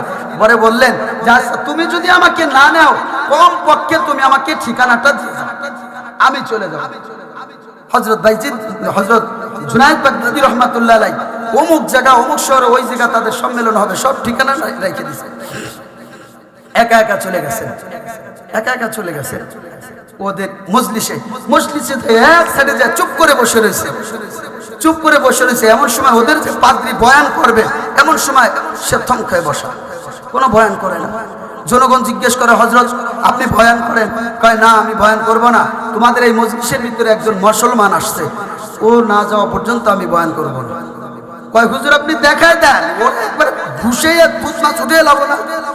তো প্রত্যেক ধর্মের ভিতরে যারা বড়, তাদের জ্ঞান তত বড়। কথা কান ঠিক কিনা? তো বলছে না, মারা যাবে না, এই যে লোকটার নাম জুনায়েদ, উঠে নিয়ে এসো, আমার কাছে আনো, যা বলার আমি বলবো, তোমরা কিচ্ছু বলবো না, খবরদার বেয়াদবি করবে না। তো যেহেতু পাদ্রী বলছে, ওদের মুরব্বী বলছে, নিয়ে আসছে। আনার পর জুনায়েদ বাগদাদিকে ওই পাদ্রী বলতেছে, হ্যাঁ জুনায়েদ, তুমি এখানে আসছো কে? আসছি তোমাদের তামাশা দেখার জন্য। ভাই, আমরা এলে তো আমাকে পায়জামা গরম হয়ে যেত। কথা কান ঠিক কি ঠিক না? কিন্তু আল্লাহর ওলিরা, তারা আল্লাহ ব্যতীত কারো কাছে মাথা নত করে না। সাথে সাথে সে বলছে, তোদের তামাশা দেখার জন্য আসছি। বলছে, আপনি এখানে আইসো এত বড় কথা বললেন, এত বড় পাওয়ারফুল কথা। আচ্ছা ঠিক আছে, আপনার আমি 3টে প্রশ্ন করব, যদি আপনি জবাব দিতে পারেন তাহলে আপনাকে ছেড়ে দেব, জবাব দিতে না পারলে এই যে অস্ত্র দেখা যায়, কল্লা দেখাই দিবেন। পড়ছেন বিপদে? আমি আর আপনি মনে করতেছি বিপদে পড়ছে, কিন্তু জুনায়েদ বাগদাদির কাছে কোনো বিপদ না। প্রশ্ন 3টে করছে। 1 নম্বর প্রশ্ন, জুনায়েদ তুমি বলো, ও জুনায়েদ তুমি বলো, তোমরা বলো, তোমাদের যে জান্নাত আছে, ওই জান্নাতের ভিতরে যে নাজ নিয়ামত আছে, ওইগুলো খাইলে কমে না, আর আমরা জানি দুনিয়ার কিছু খাইলে কমে। কথা কয়? 1 নম্বর প্রশ্ন। 2 নম্বর প্রশ্ন, তুমি বলো, ওই জান্নাতের ভিতরে একটা গাছ আছে, যেই গাছের ডালপালাগুলো সব বিল্ডিং এর উপর দিয়ে চলে যাবে। একটা গাছের ডালপালা কেমন করে সব বিল্ডিং এর উপর যেতে পারে? 2 নম্বর প্রশ্নের উত্তর দিবা। 3 নম্বর প্রশ্ন, জান্নাতের ভিতরে মানুষ অপরিমাণ খাবে, যার যা মন চায়, পাকানো লাগবে না, ধরা লাগবে না, ছোঁয়া লাগবে না, কোনো কিছু করা লাগবে না। দুনিয়ায় নামাজ রোজা করবে, আমল করবে, যার বিনিময়ে আল্লাহ পাক তাকে জান্নাত দিয়ে দিবে। কিন্তু ওই জান্নাতে যাওয়ার পরে তারা যতই খাক না কেন, পেশাব পায়খানা করা লাগে না। এত বড় গাঁজাখুরি কথা তুমি কোথায় পাইলা জুনায়েদ বলো? আয়, দুনিয়ায় যদি কেউ কিছু খায়, যে যত ভালো মন্দ খায়, তার পেশাব পায়খানার হাজত আরো বেশি হয়। কথা কয়? তবলিগে যাই একদিন ভালো মন্দ খাইয়ে দেন, আর যদি বয়স যদি 60-এর উপরে হয়, তাহলে মুখ বন্ধ বাদে ভাষায় 4 আঙ্গুল দিয়ে তারপরে বাথরুমে যা লাগে, শেষ রাত্রে যে না জানি আবার যাই সরবার বাড়ি না বাড়ি। কথা কয় ঠিক কিনা? আর তোমরা কও জান্নাতে খাবে কিন্তু পায়খানা করবে না, এই কাছে করি কথা পাইছে। হযরত জুনায়েদ বাগদাদী রাহমাতুল্লাহি আলাইহি বলেন, প্রশ্ন কি তোমার করা শেষ? কয় হ্যাঁ আমার প্রশ্ন করা শেষ, আমার আর প্রশ্ন বাকি নাই। কয় উত্তর দেওয়ার আগে আমি একটা কথা আপনাকে প্রশ্ন করব। কয় কি? কয় প্রশ্নকর্তা বড় নাকি উত্তরদাতা বড়? প্রশ্নকর্তা বড় নাকি উত্তরদাতা বড়? সাথে সাথে ওদের পাদ্রীর কাছে জিজ্ঞেস করছে, বলছে উত্তরদাতা বড়। কয় যদি উত্তরদাতা বড় হয় চেয়ারটা সাইডে নিচে নামেন, আমার উপরে বসতে দেন। জোরে কয় না। আমি আগেই তো বললাম সমাজের মধ্যে যারা আল্লাহওয়ালা বুজুর্গ মাথার মধ্যে টুপি রাখে, মাথার মধ্যে পাগড়ি রাখে, মুখের মধ্যে দাড়ি রাখে, গায়ে লম্বা জামা, ও দোস্ত মনে হয় লোকটা কিছু বোঝে না, চুপ করে থাকে, সারাদিনের ভিতরে মাত্র 5টা কথা কয়। আর তুমি চার দোকানে বেটার বেটার করো সারাদিন বসে বসে, আর মনে করো হুজুর বুঝি বলো, হুজুর কিছু বোঝে না। কিন্তু হুজুরের জুতার নিচে যে এলেম আছে তোমার 14 পুরুষের ভিতরে সেই এলেম না। হযরত জুনায়েদ বাগদাদী রাহমাতুল্লাহি আলাইহি বলেন, আপনি উপর থেকে নিচে নামেন, যদি উত্তরদাতা বড় হয় আগে আমারে উপরে উঠতে দেন, এরপরে আমারে উত্তর দিতে দেন। জুনায়েদ বাগদাদীর কথা মতো ওদের যে পাদ্রী ছিল নিচে যায় বসছে, জুনায়েদ বাগদাদীকে উপরে বসতে দিছে। যেরকম সুবহানাল্লাহ। হযরত জুনায়েদ বাগদাদী রাহমাতুল্লাহি আলাইহি উপরে বসলেন, উপরে বসিয়ে বলে, আপনারা বললেন আপনি আমারে প্রশ্ন করেছেন, 1 নম্বর প্রশ্ন, হাজার হাজার লক্ষ লক্ষ দোস্তরে আমার ইয়াহুদি যুবকরা ওখানে উপস্থিত রয়েছে, তারা সব সময়ের জন্য শুধুমাত্র মুসলমানের ভিতরে একাই জুনায়েদ বাগদাদী, আর কোনো মুসলমান নাই, আর সবই ওরা। জুনায়েদ বাগদাদী বলে, এ ইয়াহুদিরা ভালো করিয়া শোনো, তোমরাই এখানে সবাই আমার কথাটা যদি যুক্তিসঙ্গত হয় তাহলে ঠিক বলবা, আর যদি তোমাদের উত্তর পছন্দ না হয় তাহলে বেঠিক বলবা, সামনের পরে বলবা। বলছে আচ্ছা ঠিক আছে বলবো হুজুর, আপনি বলেন। জুনায়েদ বাগদাদী বলে, তোমাদের যে ঠাকুর ছিল, তোমাদের যে পাদ্রী ছিল, আমারে প্রশ্ন করেছে জান্নাতে মানুষ যাবে, জান্নাতের নাজ নিয়ামত খাবে, কমবে না, এটা কেমন করে হয়? আসলে তো বাস্তব কথা, ঠিক কি ঠিক না? আমার ভাইরা, তুমি আর আমি যদি আল্লাহর হুকুমান নবীর তরিকা মাইনা অবস্থ তওবা করিয়া মরতে পারি, আর মরার সময় কালিমার মতো নিয়ামত নিয়ে যদি যাইতে পারি, আল্লাহর মেহেরবানিতে কবরটা জান্নাতের বাগান হয়ে যাবে, কবরের সাথে জান্নাতের সাথে সম্পর্ক হয়ে যাবে, জান্নাতের বিছানা বিছিয়ে দেওয়া হবে। যেরকম সুবহানাল্লাহ। আর যখন তুমি জান্নাতে যাবা, জান্নাতে যাওয়ার পর কিছু চায়ে খাওয়া লাগবে না। জান্নাতি বান্দারা শুধুমাত্র মনে মনে একটা আশা করবে, আল্লাহ আজকে যদি একটু ভিআইপি গোশ খাইতে পারতাম, সাথে সাথে হাজির। সুবহানাল্লাহ কয় না? আজ দুনিয়ার জমিনে আজকে আপনাদের এখানে যে আপনাদের এই মাহফিলে মিনিমাম 2-3টে গরু জবাই হয়েছে এলাকায়, কথা কয় না? গরু জবাই হয়েছে না? সবার বাড়ি গোশত, আত্মীয় স্বজন আসছে। আরে মিথ্যা কথা না, সত্যি কথা। আত্মীয় স্বজন আসছে না? আবার অনেকে বাড়ি বড় বড় দেশি মুরগি ছিল, বড় বড় হাঁস ছিল, এইগুলো জবাই করে শীতেই পিঠে দিয়ে, ও জামাই আসছে, মোষের খাওয়ান খাই কি, কথা কান ঠিক কিনা? এখন অনেক সময় সকালবেলা ফোন দিচ্ছে, আসসালামু আলাইকুম ভাই, নজরুল ইসলাম কাসেমি আসবে, জুনায়েদ আল ফরিদি আসবে। ভাই তো না বাবা, জামাইরে কইছে, বাজান তুমি যদি বাড়ি থাকো তাহলে ওই যে নেভিনারে নিয়া আর ওই যে নাতিন তুলে লালটা জলটরে নিয়ে তাড়াতাড়ি চলে আসো, ওই পালে বড় একটা মোরগ আছে, ওইটা সবাই করে তোমারে খাওয়াবো।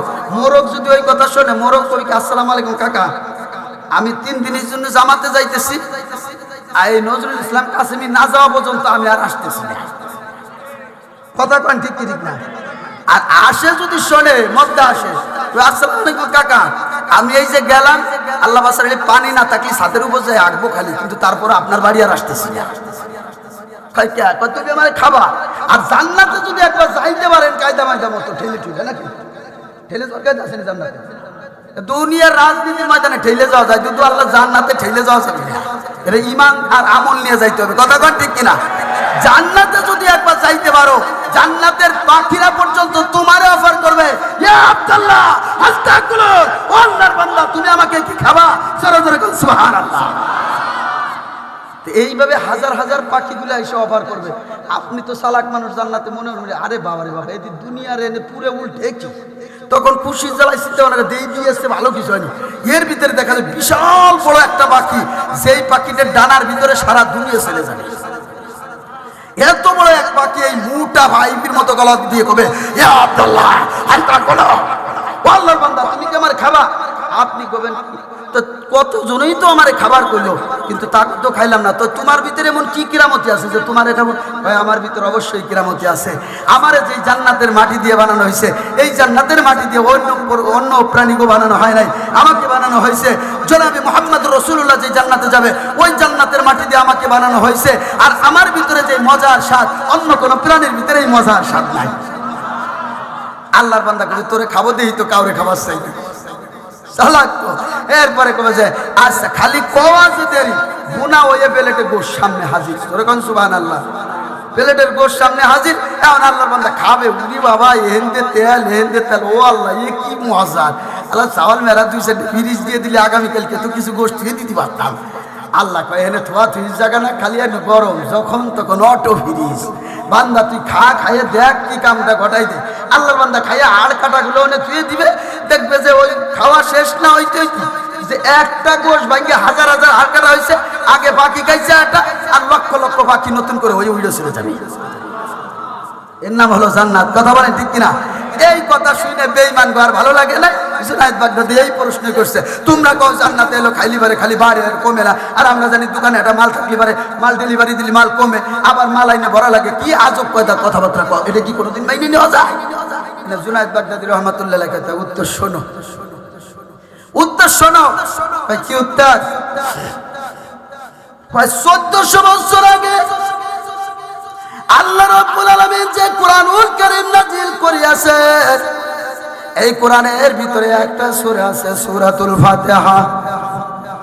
জোরে হাত দিয়ে কি জিগেছি কোন, ঠিক না ঠিক?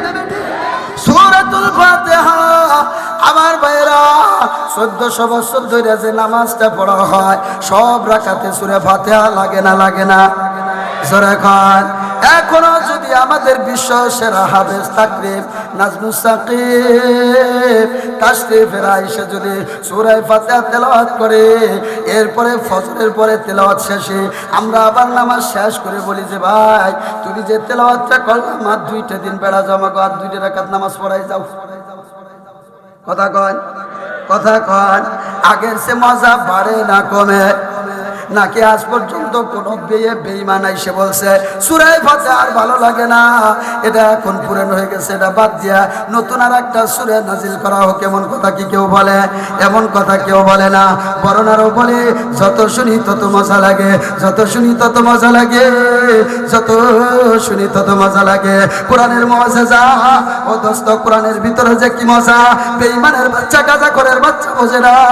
যারা কোরআন তেলাওয়াত করে, যারা কোরআনকে বুকে ধারণ করে, কোরআনকে ভালোবাসে, তারাই কেবলমাত্র কোরআনের মজা পায়।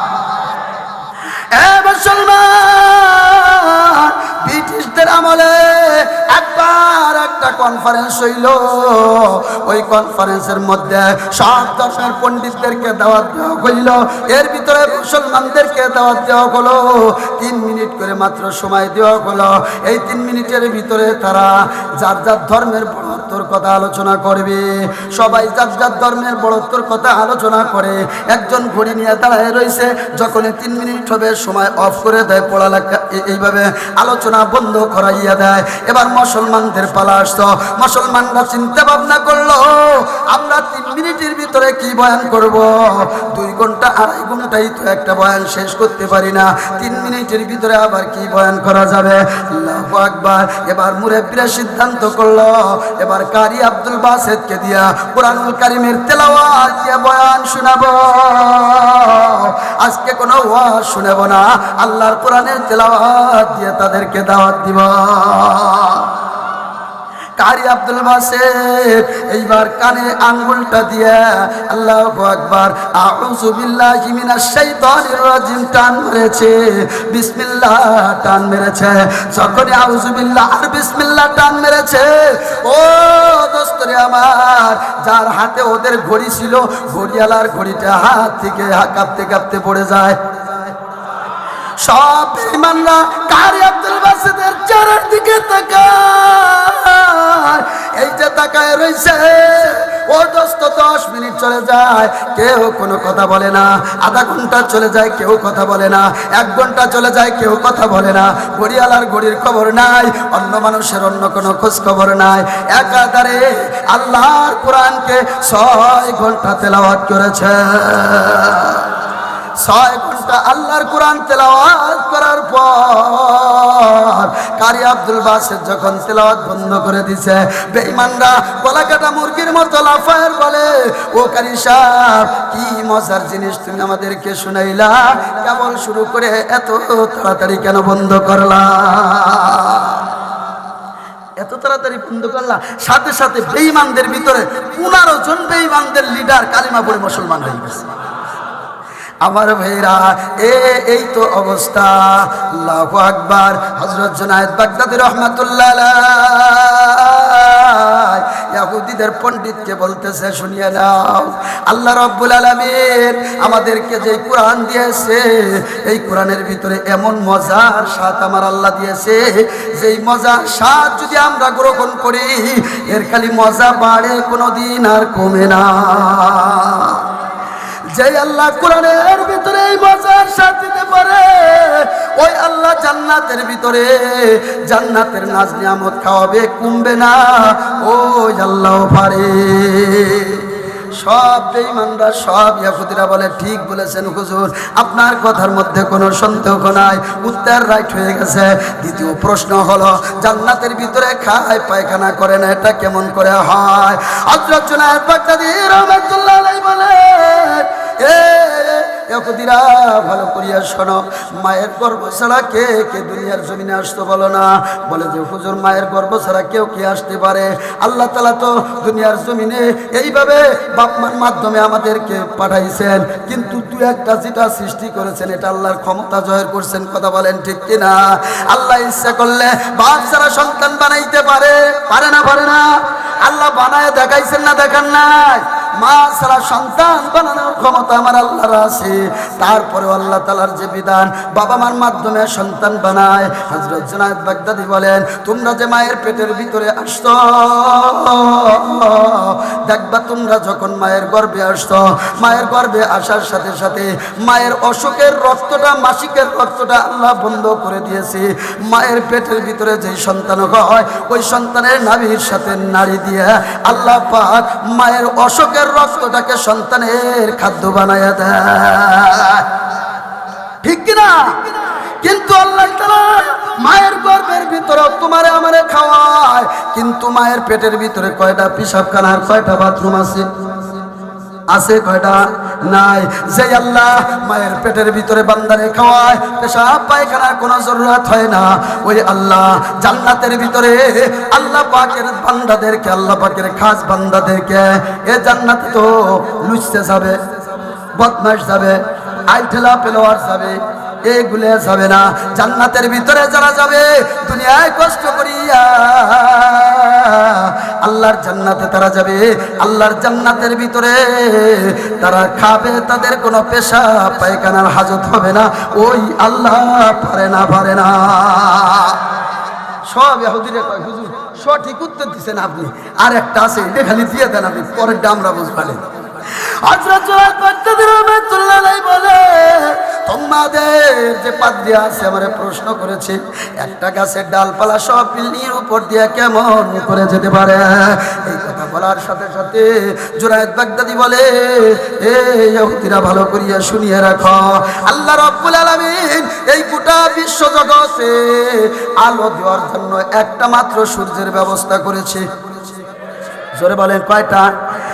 একটা সূর্য এইভাবে ঘোরে ঘোরে, একটা সূর্য যদি সব জায়গায় সব এলাকায় আলো দিতে পারে, ওই রব্বুল আলামিন জান্নাতে একটা গাছ দিয়ে সব জায়গায় ডালপালা কেন দিতে পারবে না? সব ইয়াহুদিরা মাইনে নিয়ে গেছে। মাইনে নিয়ে যাওয়ার পরে এইবার সব ইয়াহুদি যুবকরা কয়, হুজুর আপনি একটা কথা বলেন, হুজুর আপনারা 3টে প্রশ্ন করলে পরে আপনি যদি উত্তর না দিতে পারতেন আপনারে গলা কেটে ফেলাইতাম আমরা নিজেরা, কিন্তু আপনি এখানে একা বইলে আপনাকে বেইনসাফি করা যাবে না।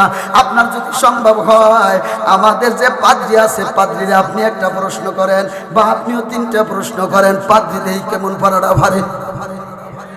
এটা ভাবতে লাগছে না দেই দিয়ে আমরা কোন বড় হুজুরিন বলি। আপনিও 2টা প্রশ্ন করেন।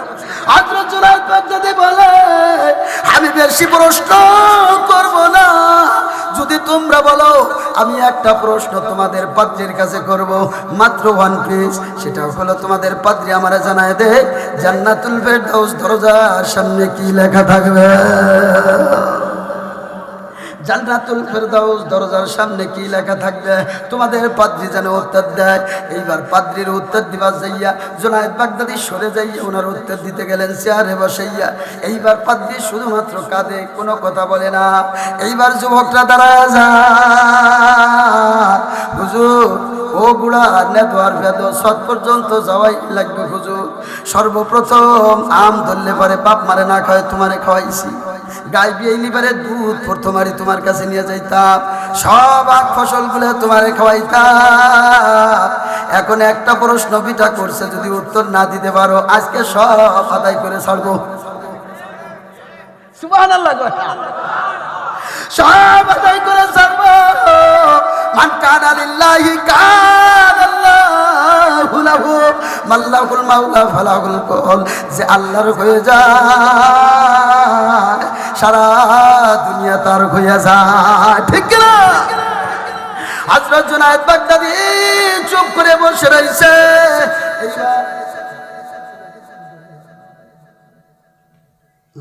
আল্লাহ আল্লাহু আকবার। হুজুর চলে আসতেছে অল্প সময়ের ভিতরে। নারে তাকবীর। আমার ভাইরা, হযরত জুনায়েদ বাগদাদী রাহমাতুল্লাহি আলাইহি চুপ করে বসে রয়েছে, দেখি কি করে। এমন সময় দেখে যে ওদের পোলাপানি ওনার কাছে আরো উত্তর চাইতেছে। সাথে সাথে ওনাদের পাদ্রী 2 চোখের পানি ছেড়ে দিয়ে কান্দে আর বলতেছে, কানতেছে আর বলতেছে, কানতেছে আর বলতেছে, ও ইহুদিরা তোমরা, ও আমার ভাইয়েরা, ও আমার মুরিদেরা, ও আমার যুবকেরা, ও আমার আপনজনেরা, জুনায়েদ বাগদাদী আমারে যে প্রশ্ন করেছে আমি উত্তর দিতে পারবো, কিন্তু আমার ভয় হয় তোমরা কি আমার উত্তরটা মানবা কি মানবা না? আরো জোরে কোন সুবহানাল্লাহ। আমার বড় ভয় হয় তোমরা মানবা কি মানবা না। সবাই কয় হুজুর সারা জীবন তো আপনার কথা আমরা মানছি। ও পাদ্রী, ও পিসাব আপনার কথা সারা জীবন আমরা মানছি, এখনো মানব, আপনি শুধু উত্তরটা দিয়ে যান। এইবার বলতেছে জান্নাতুল ফেরদাউস দরজার সামনে লেখা থাকবে লা ইলাহা ইল্লাল্লাহু মুহাম্মাদুর রাসূলুল্লাহ। ওরে জান্নাতুল ফেরদাউস দরজার সামনে লেখা থাকবে এই কালিমা। আমি এই কালিমা পড়ে মুসলমান হয়ে গেছি। আর যেহেতু তোমরা আমার সাথে ওয়াদা করেছো আমার কথা মানবা, তোমরাও এই কালিমা পড়ে মুসলমান হয়ে যাও। আরো জোরে কোন সুবহানাল্লাহ। সাথে সাথে বন্ধুরে ওই মজলিসের মধ্যে যত ইহুদিরা ছিল সবাই একসাথে কালিমা পড়ে মুসলমান হয়ে যায়। জোরে কোন সুবহানাল্লাহ। এই জন্য দোস্ত করে আমার আল্লাহ ওয়ালাদের কাছে আমরা যাইতে মানা করি না। আল্লাহ ওয়ালাদের কাছে যাবা, আল্লাহ ওয়ালাদের কাছে যাবা কিসের জন্য যাবা? ওই কলবের ময়লা দূর করার জন্য যাবা। আল্লাহ ওয়ালাদের কাছে গেলে পারে সকাল বিকাল তোমাদেরকে যে ওজিফা দিয়ে দিবে, ও বাবা আমার কাছে যদি আসতে হয় সকালে এতবার ইস্তেগফার পড়া লাগবে, বিকেল বেলায় এতবার ইস্তেগফার পড়া লাগবে, সকাল বেলায় এতবার দুরূদ পড়বা, বিকেল বেলায় এতবার দুরূদ পড়বা, সকাল বেলায় এতবার আল্লাহু আকবার পড়বা, ওরে বিকেল বেলায় এতবার আল্লাহু আকবার পড়বা। আল্লাহ আল্লাহ ওয়ালা খাঁটি আল্লাহ ওয়ালা যারা কলবের দিকে নজর দেয় তারা, আর দুনিয়াদার আল্লাহর ওলির নামে ভণ্ড যারা শুধুমাত্র পকেটের দিকে নজর করে তারা। আমার ভাইরা, বাংলাদেশে এমনও কিছু ভিড় আছে এরা কালিমা ঘন্টায় পাল্টায় রাখছে। সুবহানাল্লাহ, সুবহানাল্লাহ। আমরা কালিমা পড়ি লা ইলাহা ইল্লাল্লাহু মুহাম্মাদুর, আমি আর বললাম না, আপনার বাংলাদেশে আপনারা নেট খুলে দেখেন, তারা লা ইলাহা ইল্লাল্লাহ মুহাম্মাদুর রাসূলুল্লাহ কয় না, তাদের পীর সাহেবের নাম কয় পড়ে লা ইলাহা ইল্লাল্লাহ, এরপরে পীর সাহেবের নাম পরে লাগাই দিছে, মুহাম্মদ বাদ দিয়ে দিছে। এরা কি পীর? এরা কি পীর? আমি আর আগাইতে পারলাম না। আবার আপনারা আবার কালকে কবেন সাইদ হাসান নোমানী রে তুমি কারে অংশ উনি সবকে পীর সাহেবরা হইলেই গেছে। আসলে কি আমি কেন গাইলেছি ভাইরা আমার? এই জন্য আল্লাহওয়ালাদের কাছে আপনারা যাবেন, যাদের কাছে গেলে আপনাদের কলব পরিষ্কার হয়, অন্তরের ভিতরে যে গুনাহের ময়লা আছে সব দূর হয়ে তওবার মাধ্যমে ইস্তেগফারের মাধ্যমে অন্তরের ভিতরে আল্লাহ পাকের মারিফত পয়দা হয়। ঠিক কি ঠিক না? আমার ভাইরা, অনেক তালিশ আছে, মদ খায়, গাঁজা খায়, লুচ্চামি করে, ফাঁকিবাজি, কত উল্টে পাল্টা করে। একজন আল্লাহ ওয়ালার কাছে যাইয়া তওবা কইরা আল্লাহ এমন পরিবর্তন দিছে, আইসা আর নামাজ ছাড়ে না। ঠিক কি ঠিক না? আইসা আর মাথার মধ্যে খুর, মাথার মধ্যে ওই যে মুখের মধ্যে খুর লাগায় না। আর আজকাল তো দেখা যায় আমাদের যুবকরা অনেক সময় মাথার মধ্যে দেখলি মানে বোঝা যায় এটা কি বাংলাদেশের বাচ্চা না ব্রাজিলের বাচ্চা, মাথা দেখলি চিনা যায় না। কথা কন ঠিক কি ঠিক না? আমরা কার বান্দা? আরো জোরে বলেন। আমাদের নবীকে মুহাম্মাদুর রাসূলুল্লাহ সাল্লাল্লাহু আলাইহি ওয়াসাল্লাম। আমার ভাইরা, আপনারা বলেন, আমরা যে রাসূলের উম্মত, আমাদের তরিকা, আমরা তরিকা মানবো কার? রাসূলের। কার তরিকা মানবো? আমাদের মাথার থেকে পায়ের তালু পর্যন্ত আমাদের সুন্নতের ঘ্রাণ থাকতে হবে। কথা বলেন ঠিক কি ঠিক না? যুব সমাজ দরকার আছে না নাই? কিন্তু আজকাল দেখা যায় মাথার দিক তাকাইলে মনে হয় এটা ব্রাজিলের বাচ্চা নাহলে আর্জেন্টিনার বাচ্চা। কথা কন ঠিক কি ঠিক না? অথচ রসুলের তরিকা জাত গোষ্ঠী চোদ্দ পুরুষের ভিতরেও নাই। কারণটা কি? এটা কিসের মুসলমান? অথচ শুয়াইলে পারে মানুষ মারা যাওয়ার পরে সর্বপ্রথম কবরের মধ্যে রাখা হয় বিসমিল্লাহি আলা মিল্লাতি রাসূলিল্লাহ কইয়া।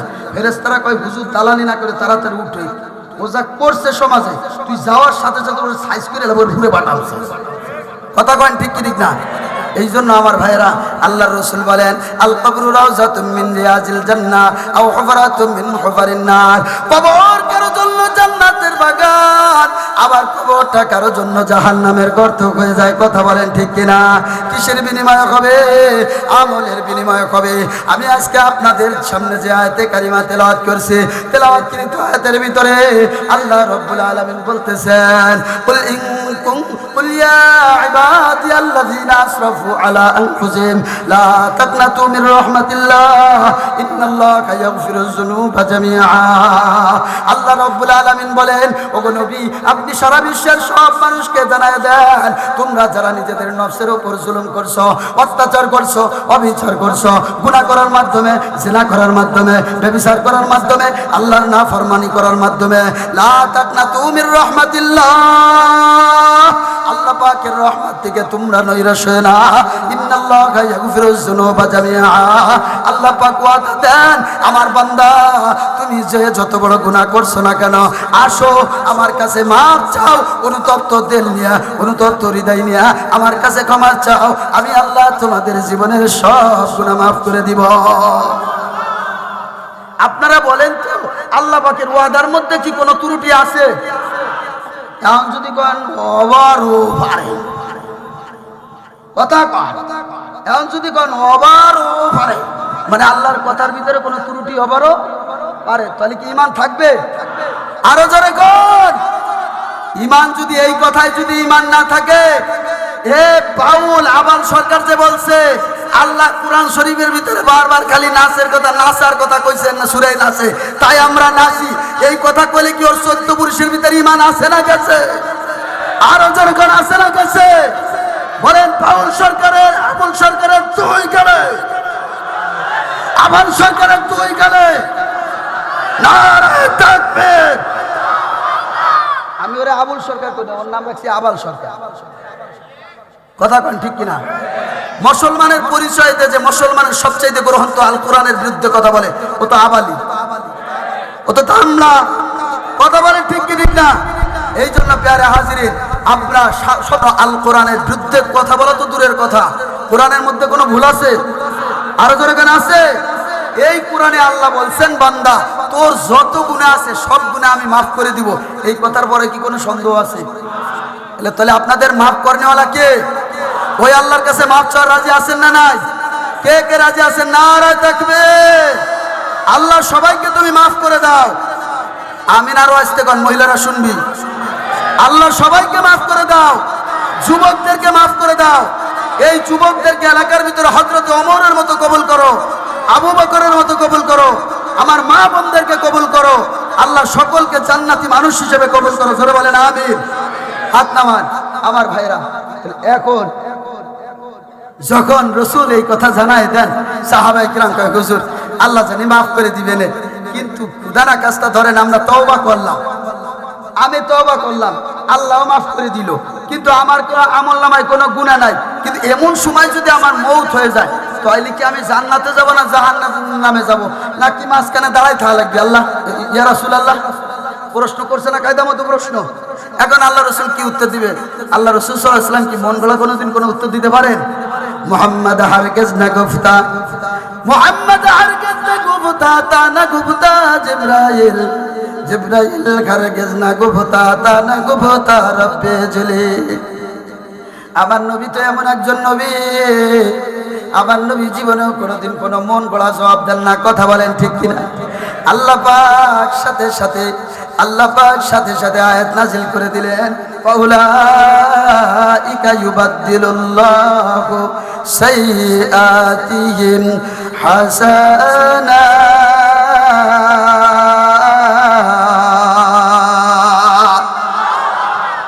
আল্লাহ পাক সাথে সাথে বলে দিলেন, ও নবী আপনি টেনশন করিয়েন না, আমার উম্মতের মধ্যে যারা নিজের জীবনের গুনার প্রতি লজ্জিত হইয়া তওবা করে, আমি আল্লাহ সাথে সাথে তার জীবনের গুনাহ মাফ করে দেই।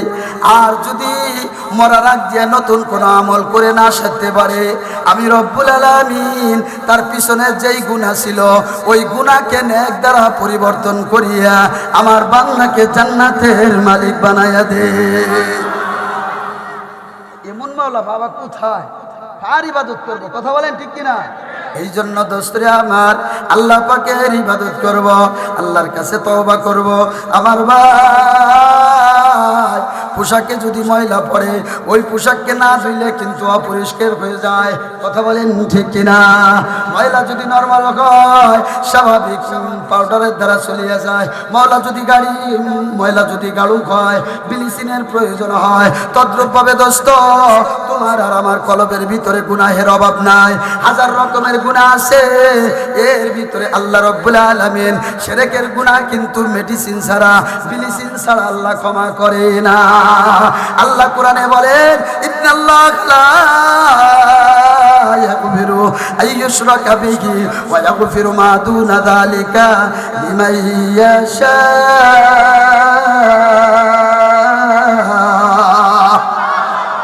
আল্লাহ রাব্বুল আলামিন বলেন, আমি আল্লাহ যদি ইচ্ছা করি বান্দা তোর সব গুনাহ মাফ করে দিতে পারে, কিন্তু শিরকের গুনাহ আমি আল্লাহ কিছুতে মাফ করি না।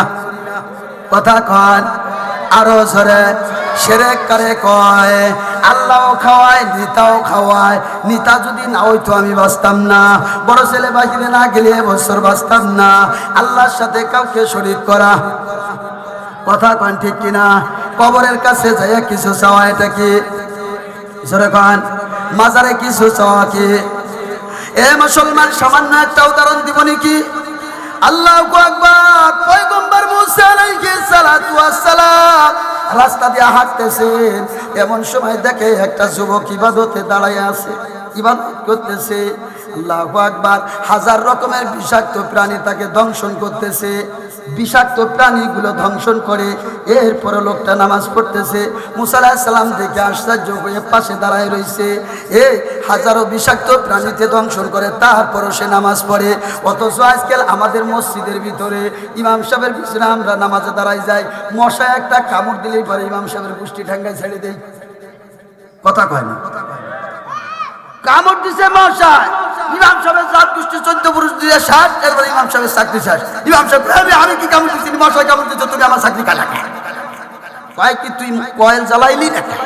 কথা কন ঠিক কিনা?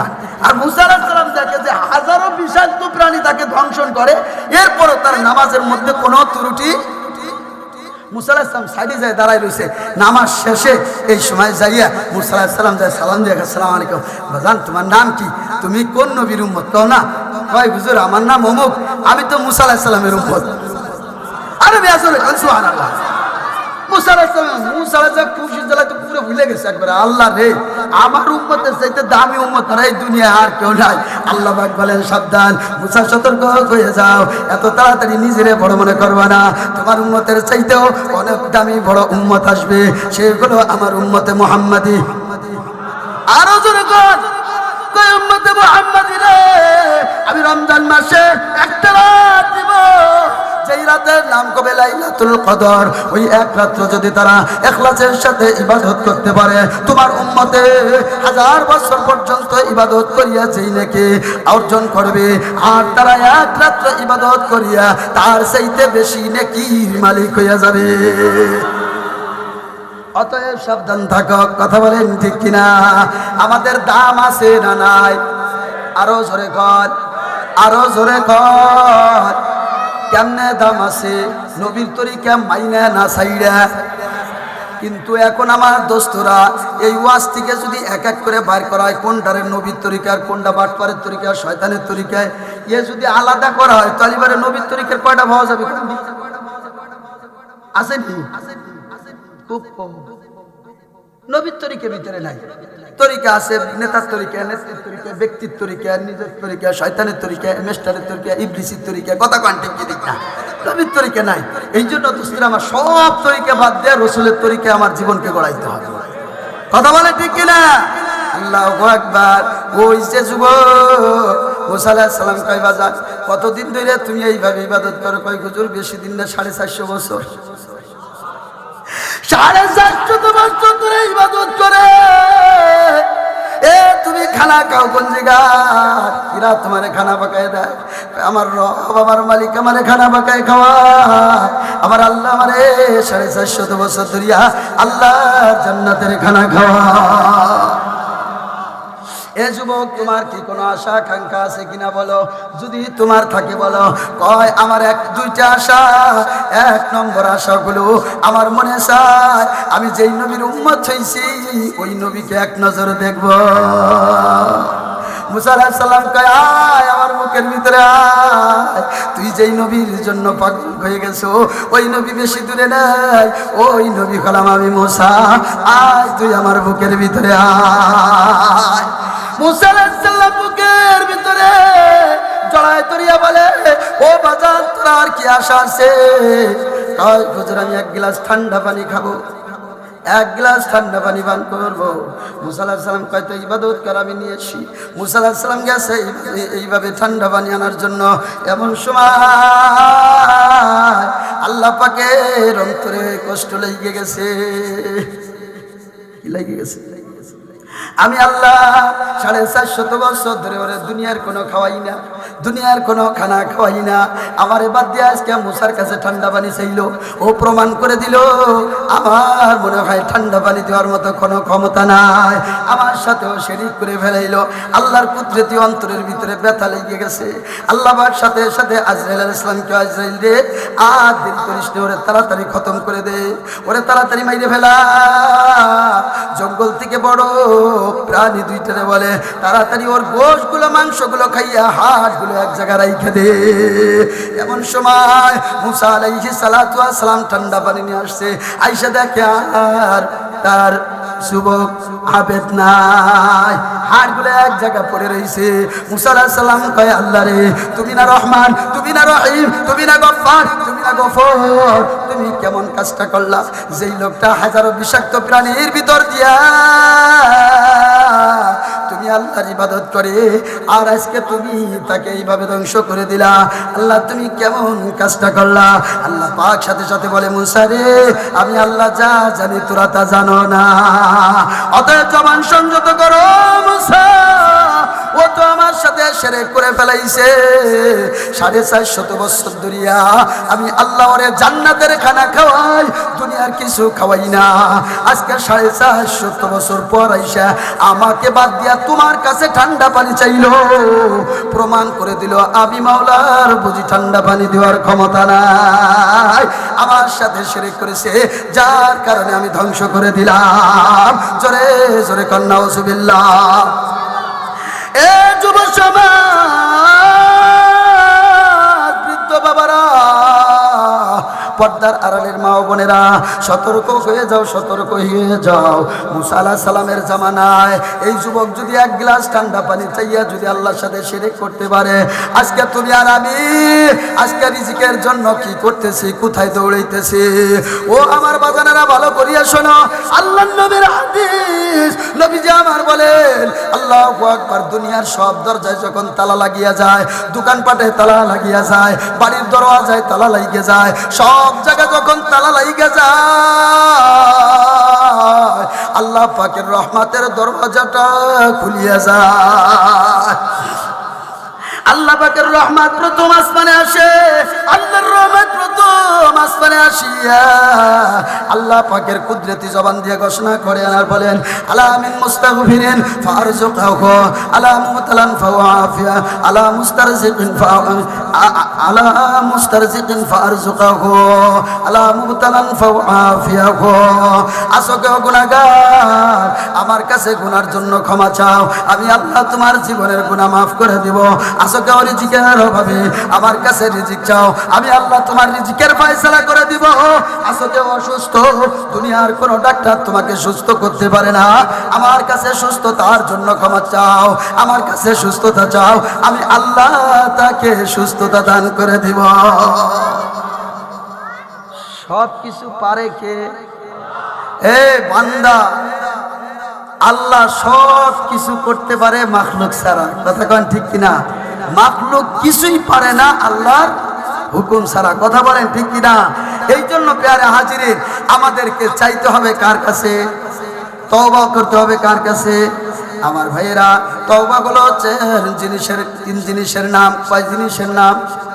জোরে কন, আরো জোরে কন।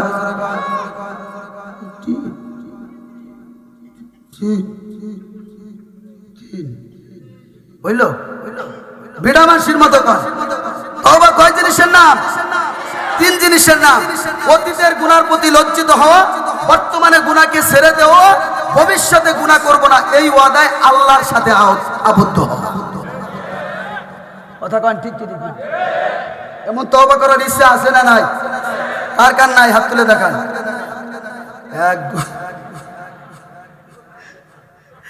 এই খাঁটি তওবা করার ইচ্ছা আছে কার? নারা তাকবীর।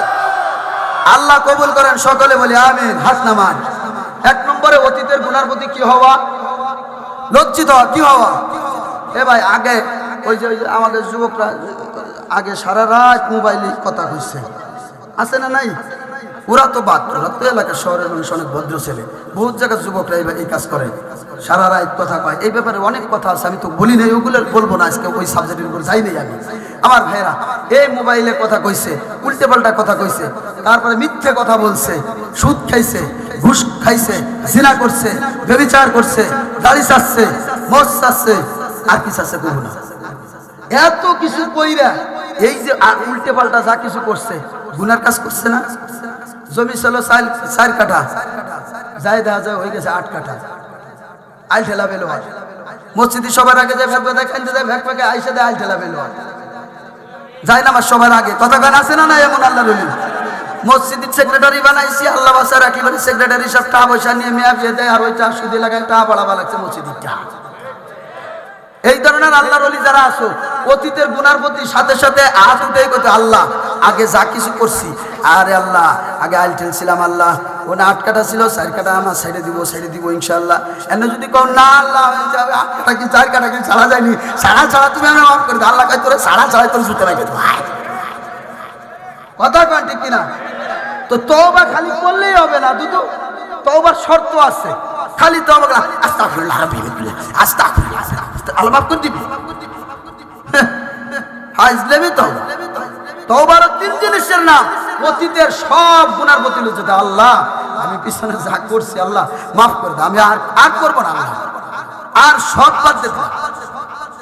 আমার স্বামী এত কষ্ট করে আমার কামাই জমাই করে খাওয়ায়, আর আমি এই যে তার টাকা পয়সা নিয়ে যে বঙ্ক মেরে বেড়াবো লাগছি মার্কেটে এই যুবকদের সাথে, আমি আর জীবনে এগুলো করবো না, আল্লাহ মাফ করে দিলাম। আমার স্বামীরটা আমি আমার জন্য ব্যয় করবো, আমার ছেলে মেয়ের জন্য ব্যয় করবো। কথা কন ঠিক ঠিক না? এর নাম তওবা।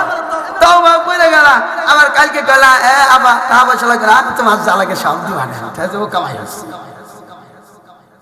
অতীতের গুনার প্রতি লজ্জিত হওয়া মানে ওটাকে আর করা তো যাবেই না। অতীতের গুনার প্রতি লজ্জিত হইতে হবে, অনুতপ্ত হইতে হবে, আর বর্তমানে ওই গুনাহকে ছেড়ে দিতে হবে। তাহলে এখন আগে যারা দাড়ি চাচ্ছি, এখন চাচতে হবে নাকি রাখতে হবে? হ্যাঁ, আরে আগে যারা গাঁজা খাইতাম, কয় হুজুর ও কি একটা দোষের কিছু, ও আপনারা বোঝেন না, বয়সের সময় আপনিও কত খাইছেন, আপনি কি কম খাইছেন? একদিন আমি কইছি কি ভাই, আমরা সব কাজে বিসমিল্লাহ বলবো, বিসমিল্লাহ বললে আল্লাহ জান্নাতে 4টে নহর দিয়ে দেয়, পানির নহর, মধুর নহর, শরবতের নহর, দুধের নহর। এক যুবক লাভ দিতে রাখবে, আসসালামু আলাইকুম হুজুর, গাঁজা খাওয়ার সময় কি বিসমিল্লাহ করবো? পড়ছি তো বাজে। এরপরে কিছু বাজার আল্লাহর রাস্তায় মাফ চাই, ওর কাছে ওয়াজ আমি শিখে গেলাম, আজ জীবনও করবো না। আমার এমনি তো সবসময় সব ভালো কাজে বিসমিল্লাহ করবো, সব ভালো কাজে কি করবো? বিসমিল্লাহ করবো। এই জন্য ভাইরা আমার, আমরা হলো বর্তমানে গুনাহকে কি করে দিব? ছেড়ে দিব তো ইনশাআল্লাহ। বর্তমানে গুনাহকে কি করে দিব? ছেড়ে দিব। আর ভবিষ্যতে গুনাহ করব না, ওই ওয়াদায় আল্লাহর কাছে কি হব? আবদ্ধ হব। নারায়ে তাকবীর। দিন ইসলাম, দিন ইসলাম। মোস্তফা টঙ্গীর পক্ষ থেকে, যুব সমাজের পক্ষ থেকে, মুরব্বীদের পক্ষ থেকে নজরুল ইসলাম কাসিমি সাহেবকে নারায়ে তাকবীর। আমরা একটু, হুজুর চলে আসছে, জিকিরের সাথে সাথে চলে আসি সামনের দিকে। হুজুর চলে আসছে, হুজুরে ফোন দিছে যে তাকবীরটা স্টেজে উঠাই দিচ্ছি। জিকিরের সাথে সাথে আমরা একটু সামনে চলে আসি। পিছে অনেক ভাই আছে, এলোমেলো ভাবে দাঁড়িয়ে আছেন, দূরত্ব বসে যান। একটু জিকিরের সাথে লা ইলাহা ইল্লাল্লাহ, জোরে ইল্লাল্লাহ, লা ইলাহা ইল্লাল্লাহ, লা ইলাহা ইল্লাল্লাহ, লা ইলাহা ইল্লাল্লাহ, লা ইলাহা ইল্লাল্লাহ, লা ইলাহা ইল্লাল্লাহ, লা ইলাহা ইল্লাল্লাহ, লা ইলাহা ইল্লাল্লাহ, লা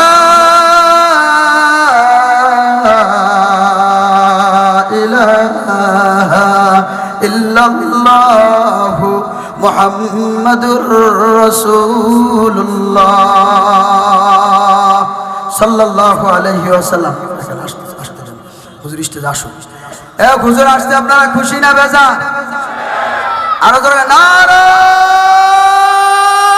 তাকবীর। আল্লাহু আকবার। আল্লামা নজরুল ইসলাম কাসিমির আগমন, শুভেচ্ছাই স্বাগতম। নজরুল ইসলাম কাসিমির আগমন, শুভেচ্ছাই স্বাগতম। মোস্তফা টঙ্গীর পক্ষ থেকে গোলাপ শুভেচ্ছা, লাল গোলাপ শুভেচ্ছা। মোস্তফা টঙ্গীর পক্ষ থেকে নারায়ে তাকবীর, আল্লাহু আকবার, নারায়ে তাকবীর, আল্লাহু আকবার। আলহামদুলিল্লাহ, হুজুর চলে আসতেছেন। এজন্য এই নাচড়া করা যাবে না, ধৈর্য ধরে বসেন, ধৈর্য ধরে বসেন। শোনেন, হুজুর মুরব্বী মানুষ, হ্যাঁ হুজুরের প্রত্যেকটা কথার ভিতরে কেমন জানি নূর চমকায়। এই জন্য ভাই আপনারা দীর্ঘ সময় ধরে বসে আছেন, আপনারা কথা শুনলে বুঝতে পারবেন। এজন্য আমরা সকলে ধৈর্য ধরে বসে পড়ি, ধৈর্য ধরে বসে পড়ি। যুবকরা এলোমেলো করবো না, হুজুরের কথার ভিতরে মোবাইলের দিকে লক্ষ্য করবো না, মোবাইল চালাবো না। আল্লাহ পাক আমাদের সকলকে ধৈর্য ধারণ করে বসার তৌফিক দান করেন। হুজুর যত সময় পর্যন্ত খুশি মনে আলোচনা করবে তত সময় পর্যন্ত আমরা ধৈর্য ধরে হুজুরের আলোচনা শুনবো ইনশাআল্লাহ। রাজি আছি তো? আমি যত সময় পর্যন্ত কথা বললাম, আমাকে যা কিছু বললাম, আমাকে আপনাদের সকলকে আল্লাহ আমল করার তৌফিক দান করেন।